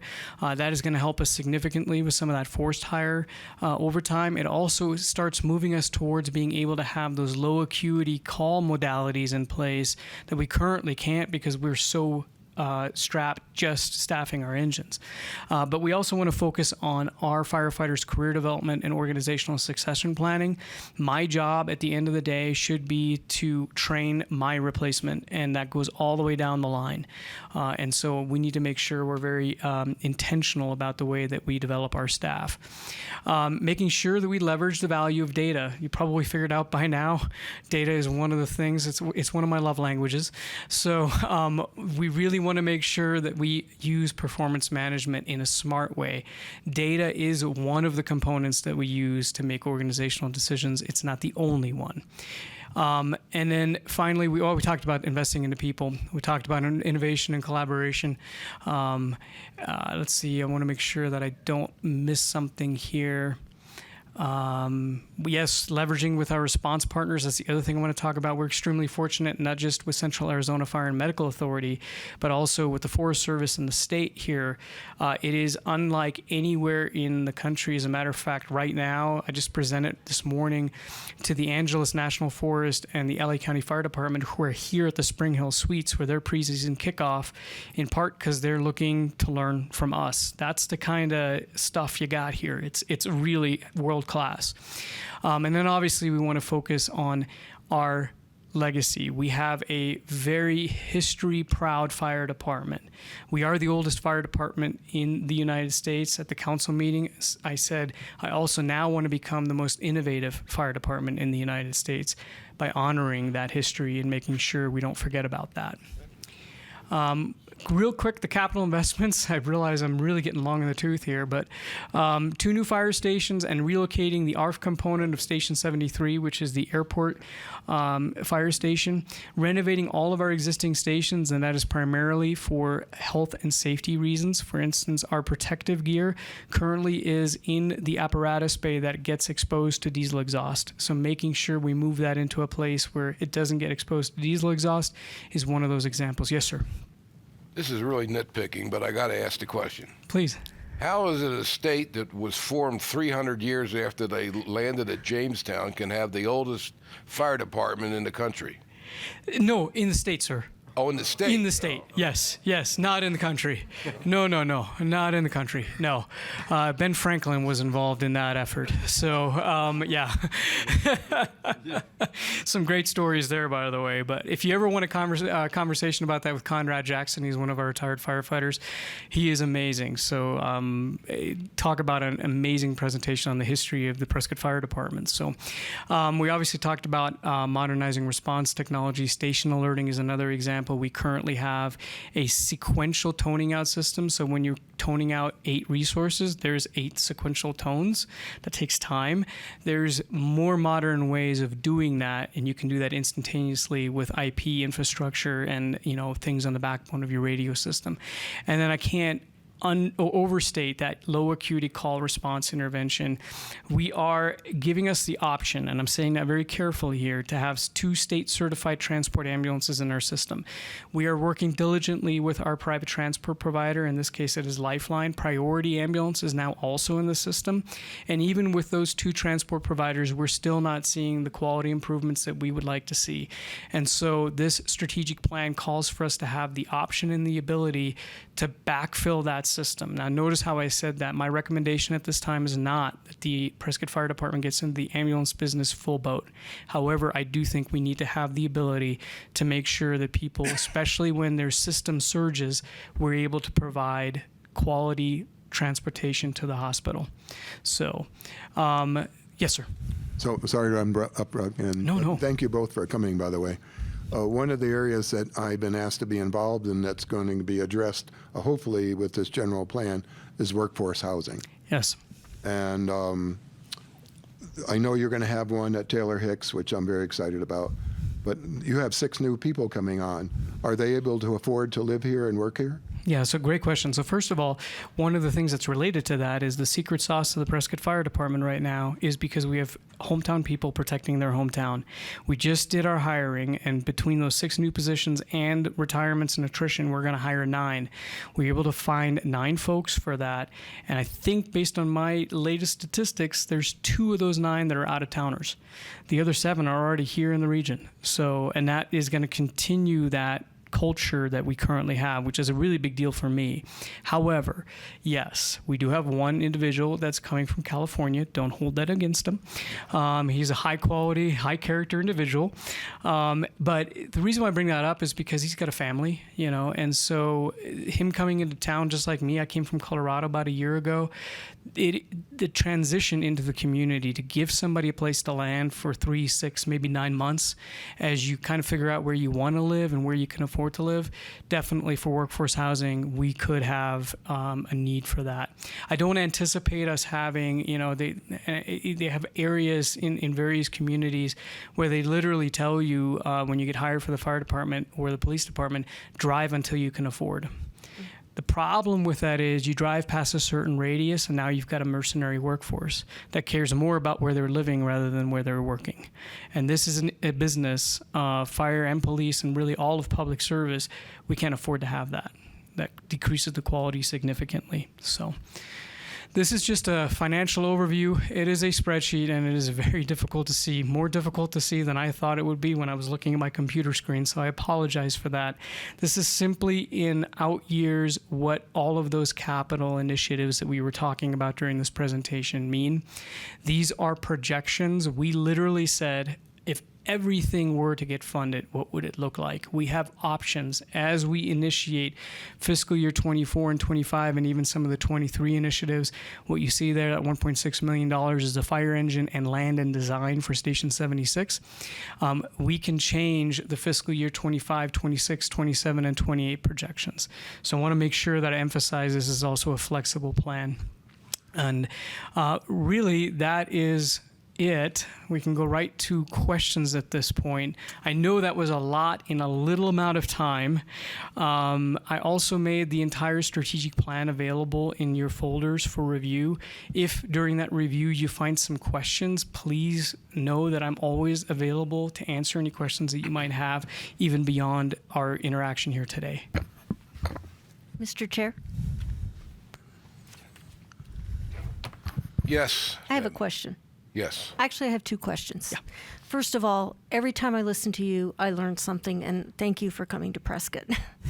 Thanks for having me. Two questions I have are unrelated. The first one is you talked about building facilities that could house multiple city functions. How do you feel about building facilities that co-locate regional functions? So, for example, go back to that model where you'd share a station with CAFMA or some other function. Yeah, the one place where I would say it gets difficult, for instance, in public safety, is when you put responders from different entities on the same response apparatus. We would consider that, for instance, for a 2-week wildfire deployment in the middle of summer to lessen the impact on other, on both departments. However, one of the reasons why we're not currently co-locating is supervising an employee across organizational boundaries on a permanent basis becomes very tricky. Police runs into that when they do regional task forces, and the sergeant from one area supervises the officer in another area. And I'm not saying that happens here, but that's a common problem.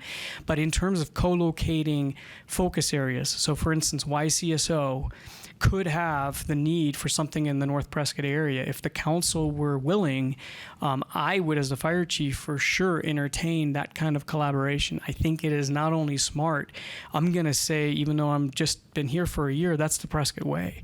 I mean, that's why this response system is as good today as it is now, and doing something like that for future things will help us keep it that way. Okay, and my other question kind of goes to low acuity calls, which I think a lot of communities struggle with, but one of the things we've talked about as a group, and we hear from residents, is the issues with medical providers, access to medical providers in the community.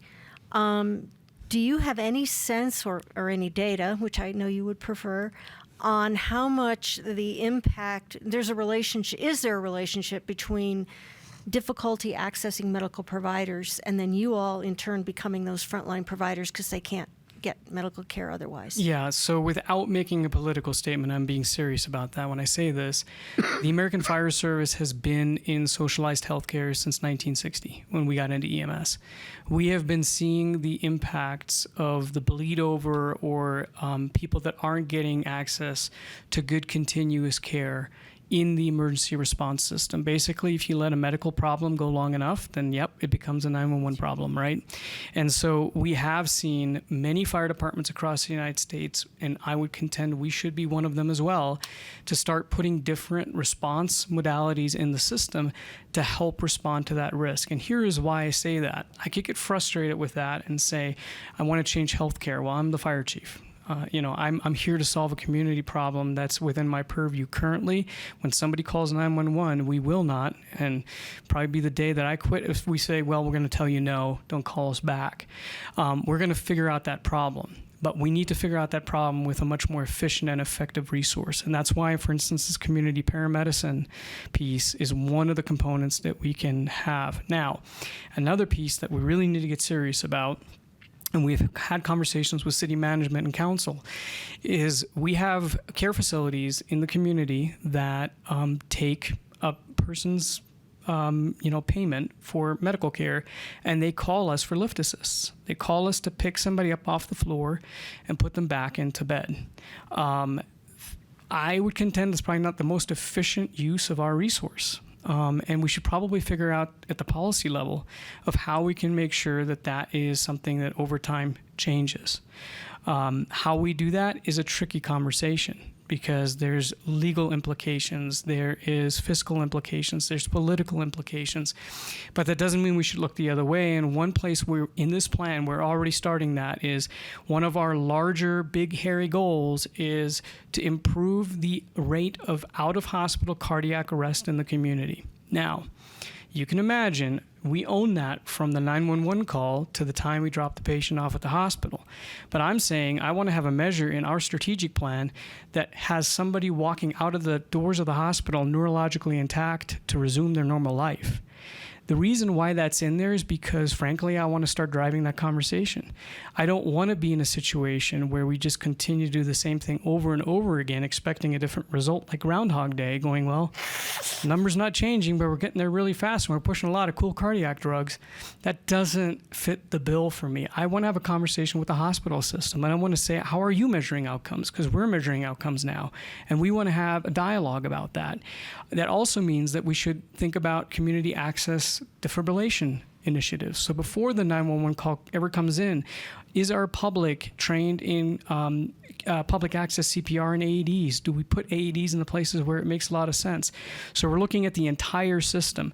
The only way you start changing that conversation is to put measurable, quantifiable goals in a strategic plan our council adopts.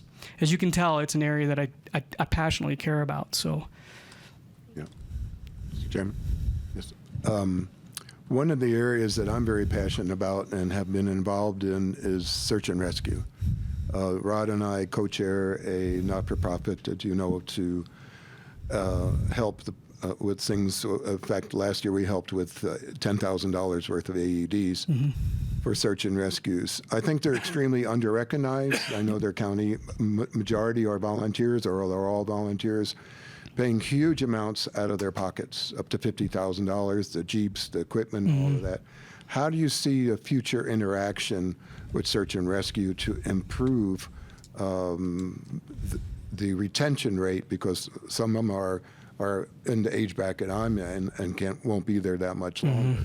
How do we attract people because they're so vital? Right. And how do we keep them there and not spending their money out of their own pockets? So the latter part, I'm not sure exactly how to speak to that, but the former definitely. So one of the things that I recognize about this community is people come here to retire that are highly capable, seasoned professionals that have a significant amount of knowledge and experience that they bring with them. A large majority of those folks were in law enforcement or public safety. The ability for us to leverage those folks into those roles, I think, is a very smart way of doing that. We currently don't have a way to put folks like that in frontline positions on the fire department, and I don't anticipate that happening because of medical standards and all kinds of other issues that come along with that. But the ability to tap into our residents and make them part of our fire department in that way, and I want to say the fire department would own it. I think there's a natural alignment with the county and the sheriff's department there, obviously, because that geographical location matches better. But us being a conversation partner in that and helping with the recruitment effort, you bet. Yeah, we're all in. Yeah, I know that personally, some good friends that are on that are just getting very tired, and I keep getting told about Maricopa County, who I've been involved with, not having to pay for their equipment. And here we're talking $50,000 plus to go save somebody's life. Yep. Out of their own pockets. That's a big deal. Yeah. Any further questions or comments? Thank you. Thank you. Very enlightening. Appreciate it.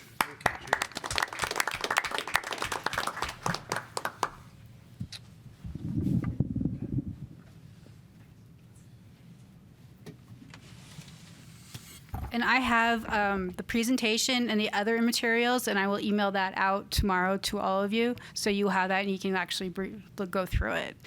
So you'll have that information as we move forward. I have one more question. Do we have a map of where the current fire stations are and what areas that we're looking to put new fire stations? I can get you that. Absolutely. That would be great. Thank you. Yep. Okay. Thank you for being here today. So our next discussion, Member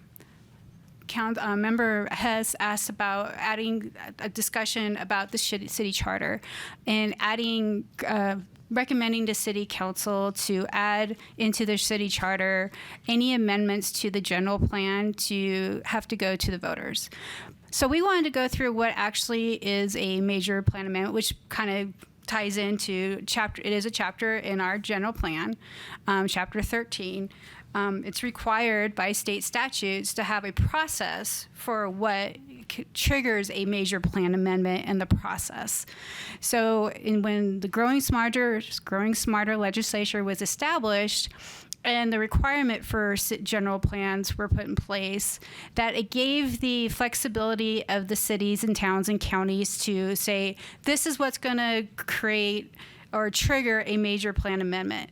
And major plan amendments go through the same process as adopting a new general plan, except the ratification process. So basically, when we do major plan amendments, when a project comes into the city, any jurisdiction, we look to our land use map that's in the general plan and make sure it's in collaboration with that general plan, that what's designated as the proposed use, commercial, industrial, residential, matches what the proposal coming in as. So that's the first thing we do when we see a project. We go to the general plan as staff and we go, hey, yes, this matches what the land use proposed in the general plan is. And usually the only time we ever see those is with rezonings or annexations is when we look to this. Because if it's already zoned to residential, commercial, or industrial, they have property rights to develop under those existing zonings. So it's when new projects that require rezoning that we look at our land use map.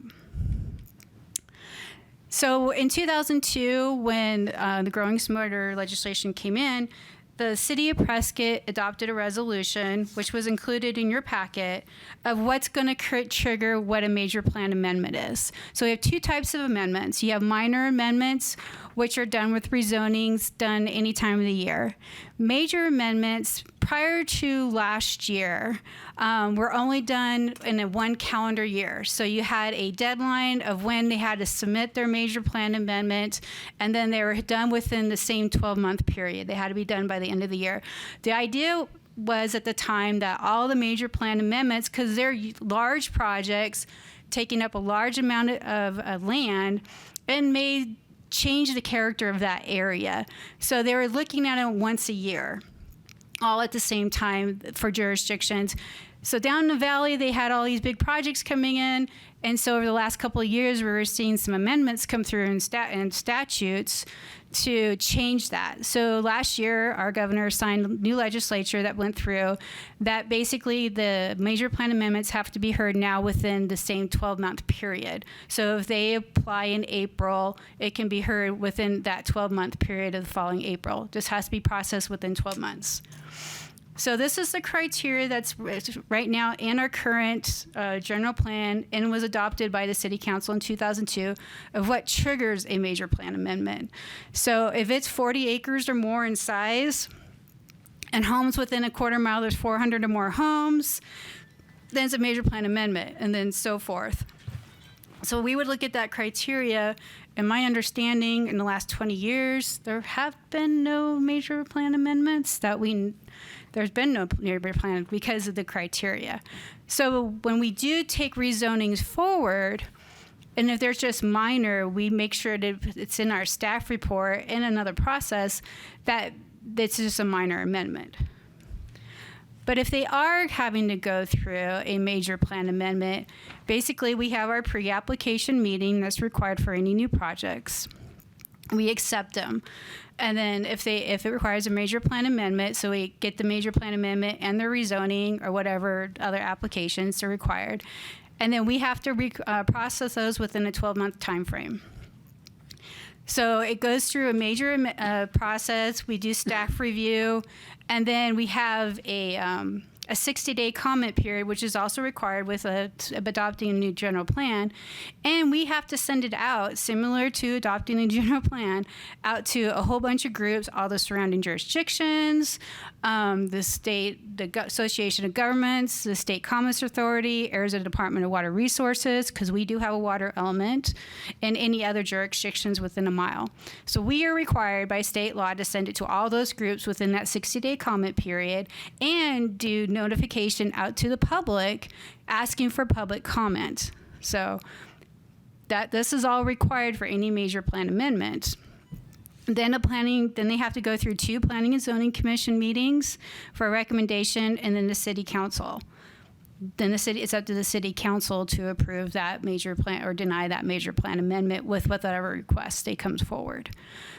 So that's the process that's spelled out right now in state statutes. It's pretty elaborate. We don't see very many major plan amendments. Have we had any major plan amendments in the last 5 years? We haven't had any in the last 20 years. We've never had a major plan amendment in the city of Prescott. Even in the county, the time frame I was there, for the 13 years I was there, we had no major plan amendments. They changed their criteria because of large solar projects possibly coming forward down in the desert areas, but there was never any, even with the county, in the 13 years I worked there. So, and then also per state law requires a 2/3 majority vote by city council to pass it. So the only other process beyond that would be the ratification, like the general plan has to go through for going to the voters.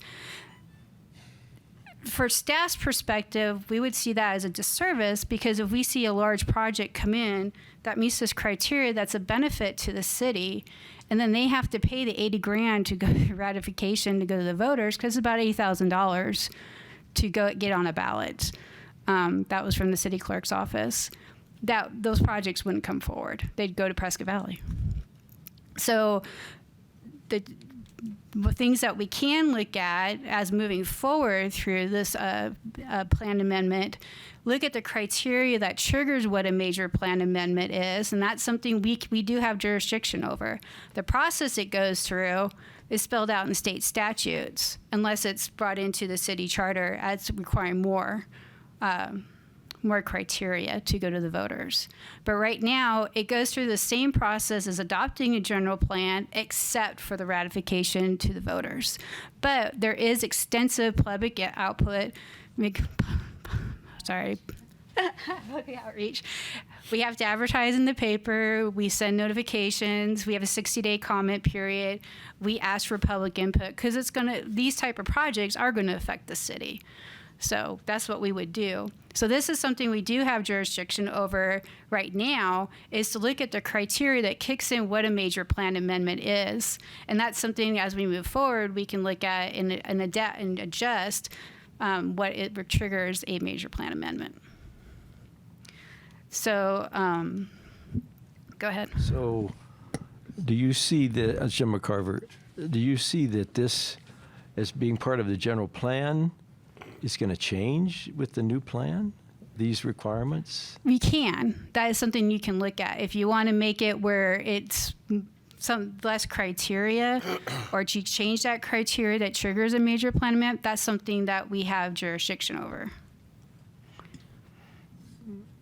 But the process of processing a major plan amendment is already spelled out in state statutes. So that's the other slide that had 400, that one, that's the one we have. That's currently in the existing general plan. And we could change that. Yes, this was adopted in 2002 by resolution by the city council, because at the time that was what was required, was that the city had to create what triggers a major plan amendment. And that was done in 2002, or actually, sorry, 1997. I'm like really good at this.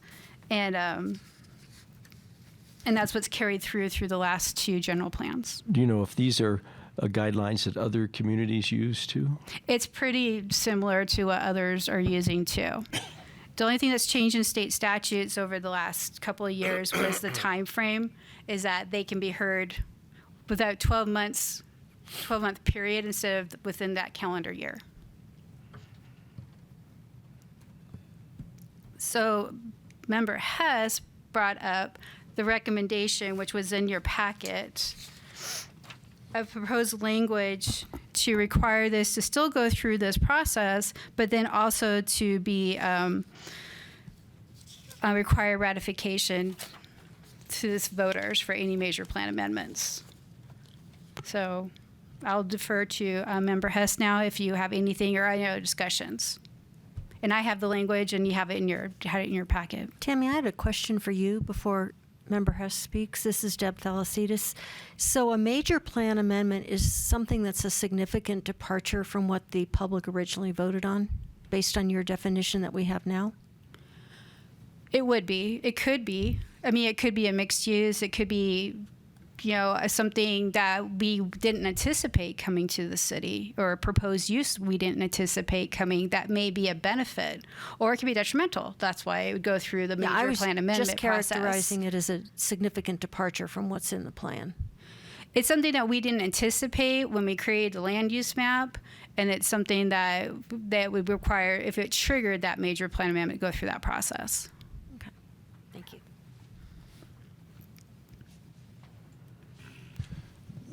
Yeah, this is Ralph Hess. I raised this issue because several months ago we talked about questions about enforceability of the general plan. There was some of the council people have expressed concerns over enforceability. A number of the public have mentioned their concerns with enforceability. Some of the committee members have mentioned their concerns about enforceability.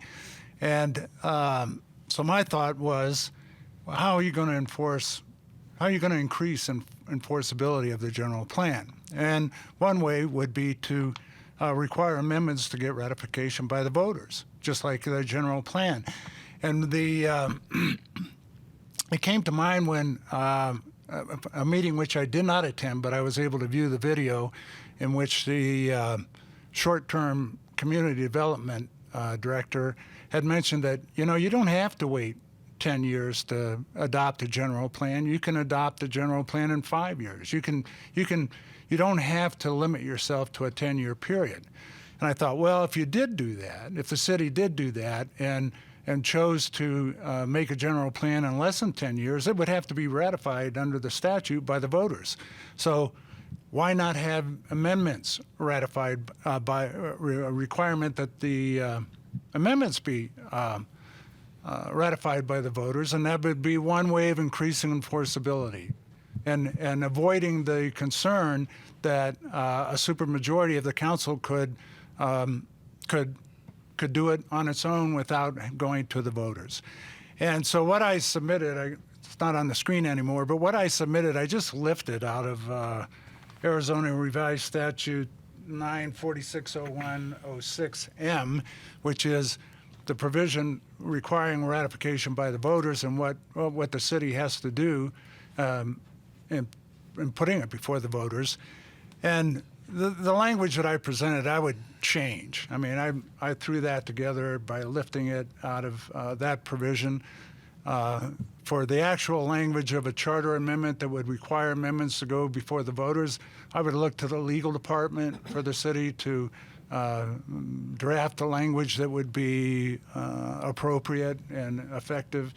And the reason I put it before you is it's one way we can talk about a means of increasing enforceability of the general plan and to keep any amendments before the voters.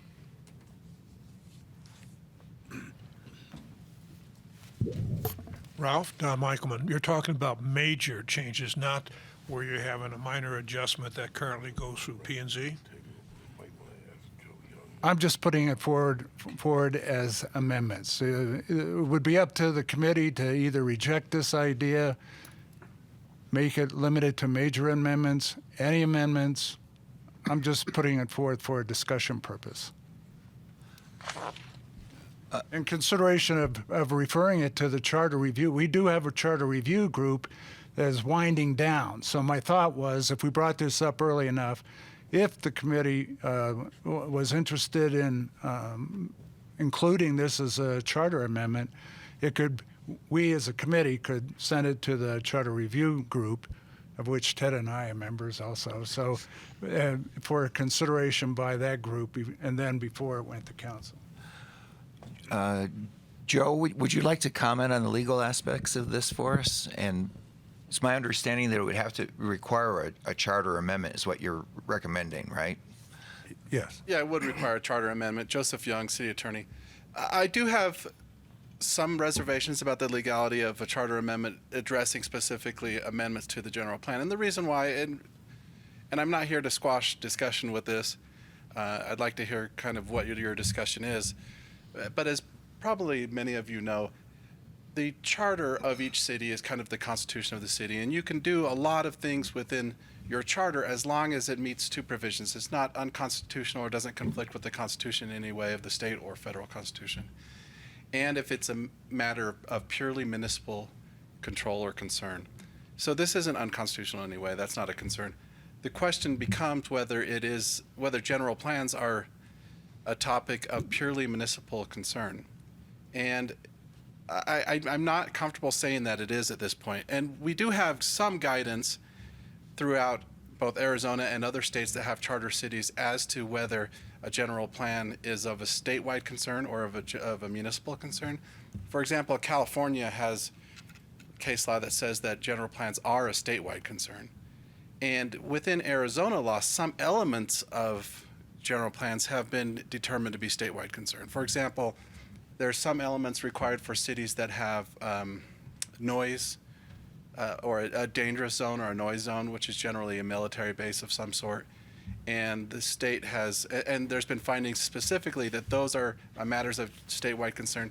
So you can't change your city charter in any way that would impact a general plan as to those elements. We don't have clear direction either through case law or through statute of whether a change or a major amendment going through a different process is a matter of statewide concern or not. But given the other case law that we do have, I think it's something that we'd have to look into a little bit further. So does that address your issue in terms of the legality? I think I have concerns with it, but at this point, you're not passing any legislation or changing the charter. You're making recommendations. So I'd like to hear what those recommendations are, but I think as it moves, if it's something that this committee even wants to recommend, we still have some considerations to make before we go forward. And I should say one other thing as it relates to matters of statewide concern.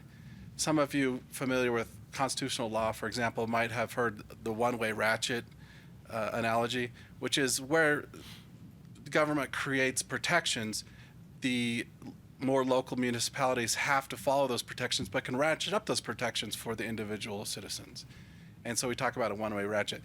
But in Arizona, at least, if it's a matter of statewide concern such that local municipal charters would be preempted, there's no one-way ratchet. You can't change things one way or the other.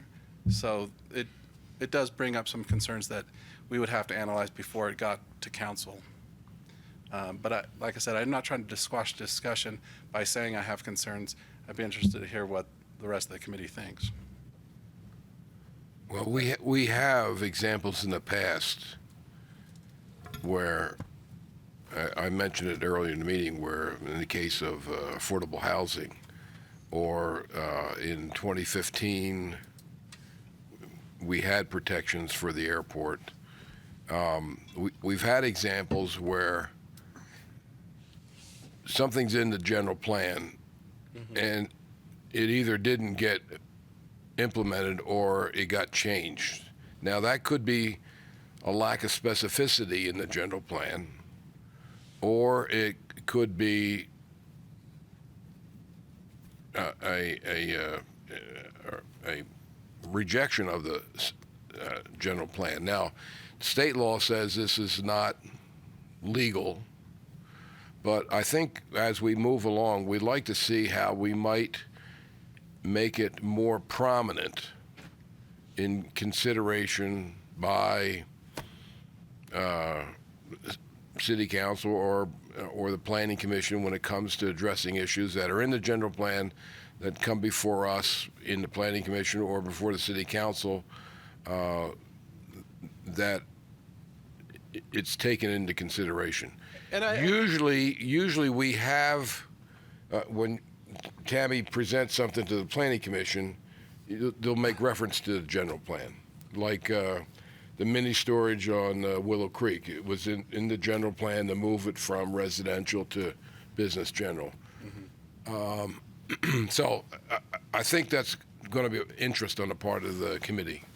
And I think that the topic is one that's of interest and of concern. I think, from my perspective, echoing a little bit what Tammy said, the idea of redefining and looking at what constitutes a major amendment is a really important discussion that you should be having, and that really gets to the heart of that issue of making changes or finding whether something's consistent with the general plan or not is a definition of what is a major amendment to that. Yes. Chelsea, please make note.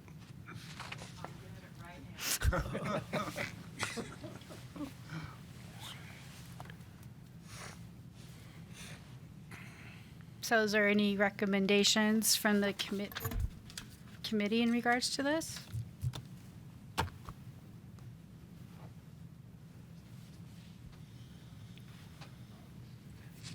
I don't hear any recommendations. For recommendations, Don Michaelman, recommendations, are you saying, should we look into this further or let it drop? Is that what you're talking about? So discussion in city charter. So whether you want to make a recommendation to the city charter committee to add this proposed amendment, I guess. Yeah, I think if that's, as it's, and I don't have any additional knowledge than probably you here have, other than the language that's in the agenda, but the action that could be proposed based on how the agenda reads is a vote on whether this body wants to recommend to the Charter Commission to consider including language similar to this dealing with the general plan. We have two members of the Charter Commission on this commission, I believe, right? Wouldn't they be the ones to bring that up to the meetings versus us telling them what they ought to talk about? I should let Mr. Hess address this, but my guess is that because this is kind of essential to what you're looking at, the general plan, that having you as a committee make recommendations has a little bit more sway than having one or two members of that committee doing so. But I'll let him address that. This is Ralph Hess. That's exactly what I would have said. The reason I brought this before this committee is it's something that falls within the wheelhouse of this committee as to whether we think there should be a charter amendment, or at least have the council consider a charter amendment with advice from the legal department as to whether beef up the requirements for any amendments to the general plan. You want to make a motion for a recommendation? Yeah, I do. I'll make a motion that we, the General Plan Committee, refer to the Charter Review Commission a consideration of a charter amendment to require any amendments to the general plan to be presented to the voters for ratification. Any amendments or major amendments? I'm leaving it as it is. That's my motion. Any seconds?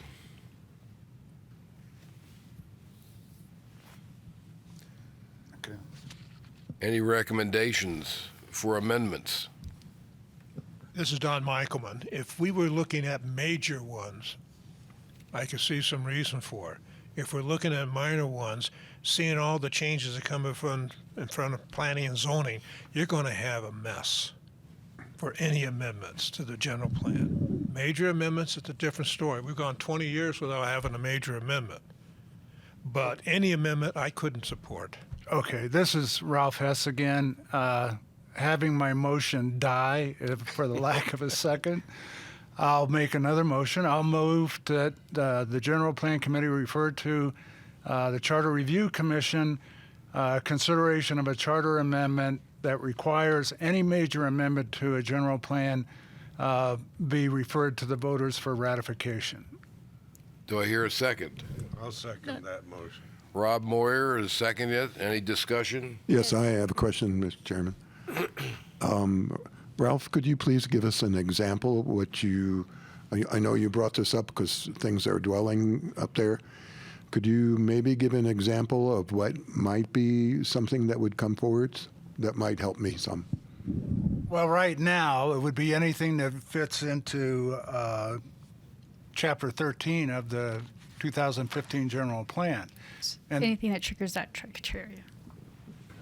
So any project that's changing the land use designation, that it's like 40 acres or more, and then how many people are within. If they're changing from like residential to commercial or industrial, that would trigger this if they meet this criteria. so this is Ralph Hess again. So if, under that definition of major amendment, that's the type of thing that after it goes through the process is subject to ratification by the voters. Now, keep in mind, if as we've been discussing, during the time that this committee decides what what's going to be included or refer to the council, what we would like to see included in the 2025 general plan, this criteria might change. In which case, it would be that criteria that would be subject to ratification by the voters under the charter. So I think what I'm hearing you say is you want the door open for if there's a necessity for change, the legality in writing is there. This is Ralph Hess again. No, I'm suggesting that the voters have to ratify any type of major amendment, because what I've heard from concern from several different venues and areas is that people are concerned about council having the ultimate authority for these major amendments or circumventing the plan. I don't think this is going to be the fix-all for that, but it's at least one chance to have voter ratification for one aspect of it, which is now under the current motion, just major amendments. Mary, you wanted to make a comment? Only to the extent that if the motion is going to include the fact that this committee is recommending your proposed amendment that's included within the agenda, as opposed to just recommending that the Charter Review Committee consider the topic. Yeah, this is Ralph Hess. We can go ahead and include that language. I'll tell you right now, when it comes before if we agree to do this and it goes before the Charter Review Group, I'm going to be changing the language that I've already submitted when we discuss it, and be looking for the legal department to put their stamp on it and make sure that the language is something that would satisfy the law and before it even goes to council. So is that an amendment to your motion? Okay. Yeah, I still don't have a second, so I guess I'll go ahead. Yeah, you do. have it. You have a Oh, second, you have Rod. a second. Yeah. So. Mr. Right. Chair. Okay, I'll amend my motion to say including, as set forth in the proposed language that has been displayed, subject to any changes made by the Charter Review Group. Does that work for your second? Yes, it does. I second that. Any other discussion? And only to say that this would be including the very first line of your proposed amendment, changing it from each proposed amendment to each proposed major addendum. Yes, that's Ralph Hess. Yeah, that's correct, because in my motion I changed it to major. Thank you. Mr. Chair. Yes. All right. As I understand it, the motion on the floor and my second is only a recommendation to the Charter Review Committee that they create such language. Is that correct, Ralph? Yeah. Because they're going to do that anyway. They're going to do that anyway. Yeah, I'll tell you now, since every time I've submitted any language to the Charter Review Group, it gets changed. It gets changed by me, and it gets changed by them, and it gets changed by the legal department. In fact, anything the Charter Review Group suggests goes through the legal department because have the legal expertise to make sure that the language is such that when it goes to the council, it's something that the council can approve with confidence or reject with confidence. And I just want to say, I think the motion as it was made is clear, given the limitations of this committee. This body. This yes. body cannot create these amendments and so forth. So the recommendation can only be look at this topic, and that's really what the motion, as was stated, was. So that's the limitation. Okay. And I think we're fair on that. Okay, I'm going to call for a vote. All those in favor? Aye. Opposed? Aye. You opposed your own amendment? No, that was. Oh. All right, motion carries. Next item, Tammy. Send in the clowns. So next item is a staff update. So a couple weeks ago, we did put out a press release in regards to the website and the survey. So that's gone out, and I've already talked to the paper about doing an article soon. And then so far, with just a little push that we've had 131 survey responses. Yay. Which is pretty good for we've just been up. Yep. And we haven't had a lot of outreach about it, so that's pretty good. And we have people subscribing to the website too, so I'm creating another email list with people who are subscribing to the website. They just put in their email address and it comes right to me, and then I put it in my distribution list. So any changes to the website, any updates, and all agendas go out to that list. And we've also had 25 people do the fill-in questions too, and that's something that's not even being broadcast out. So on the back counter, we have flyers that we've made that if you wanted to circulate those around town, that has the QR for the survey, and it's the same flyers we're going to be sending, having at the Earth Day on April 22nd, and also at the Home Show in May. So, and then we're planning to start reaching out to the Rowley Center to schedule a open house or whatever format you guys decide that we want to do our public outreach meeting in for middle of June. Do we have any plans for the committee in the Earth Day. Earth Day? If you are welcome to come by and participate and be around to answer questions. We do have some swag to hand out. They're bookmarks with flower pods on them, has the general plan logo on it, and we have those with the flyers to hand out at the at that, and then at the Home Show we have other stuff to hand out for that function. Tammy, do you want to put out like a little chart where we can sign up when we want to be there, so you don't have 11 people at 1 hour and nobody at the rest of the time?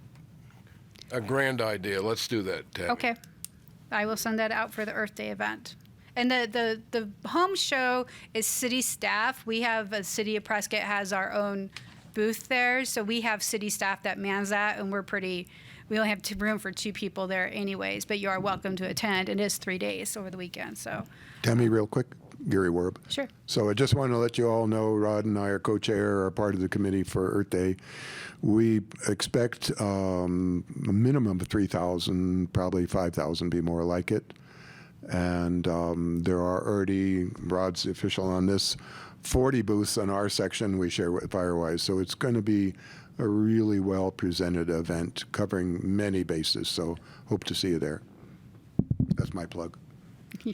Thank you. Ms. Jim McCarver, do you have a June date for the open house?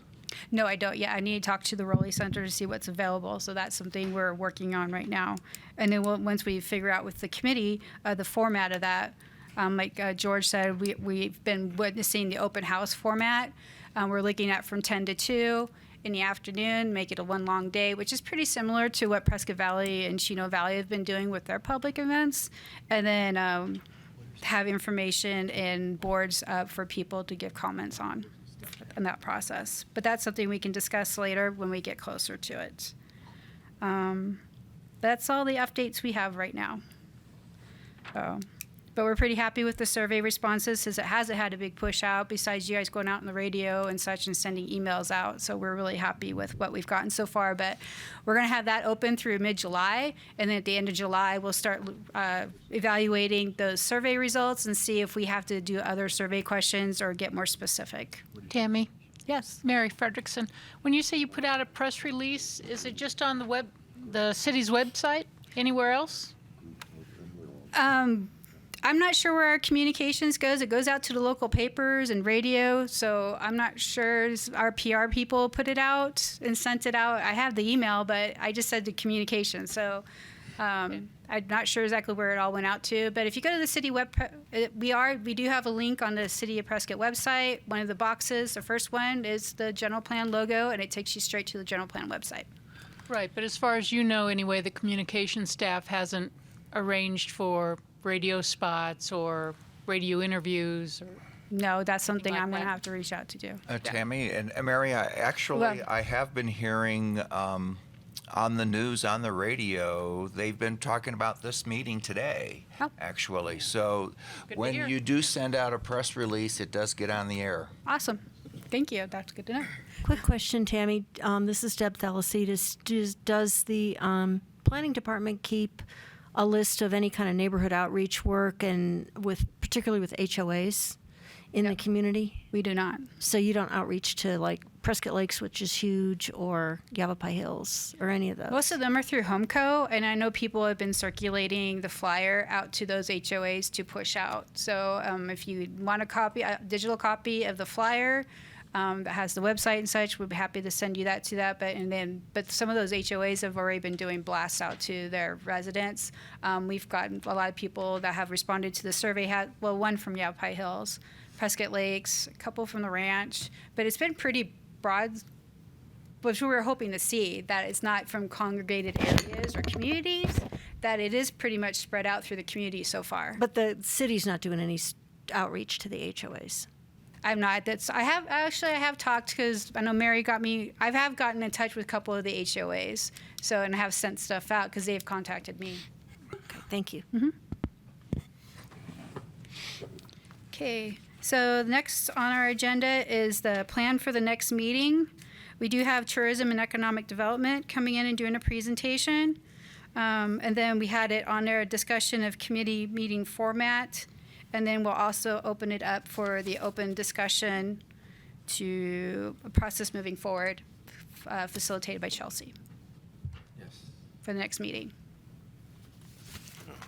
Mr. Chairman, the meeting format actually was a discussion of the concept of doing a roundtable rather than a setup like this. Right. So that can be part of the overall discussion. We'll reduce one item off of the agenda and compact it a little bit more. Okay. But we are discussing it with IT and everybody, how we can set that up in here and have access to a screen, and how we can do that in here. Okay. Because we still need the video and the microphones and stuff, because these are still public meetings. So Anything else, Tammy? that's all I have for today. Anything else from the committee? Do we have any public We have comment? public. Do we have any public comment? Nope. Do I hear a motion to adjourn? Make that motion. Second? Second. All those approved? Yay. Aye.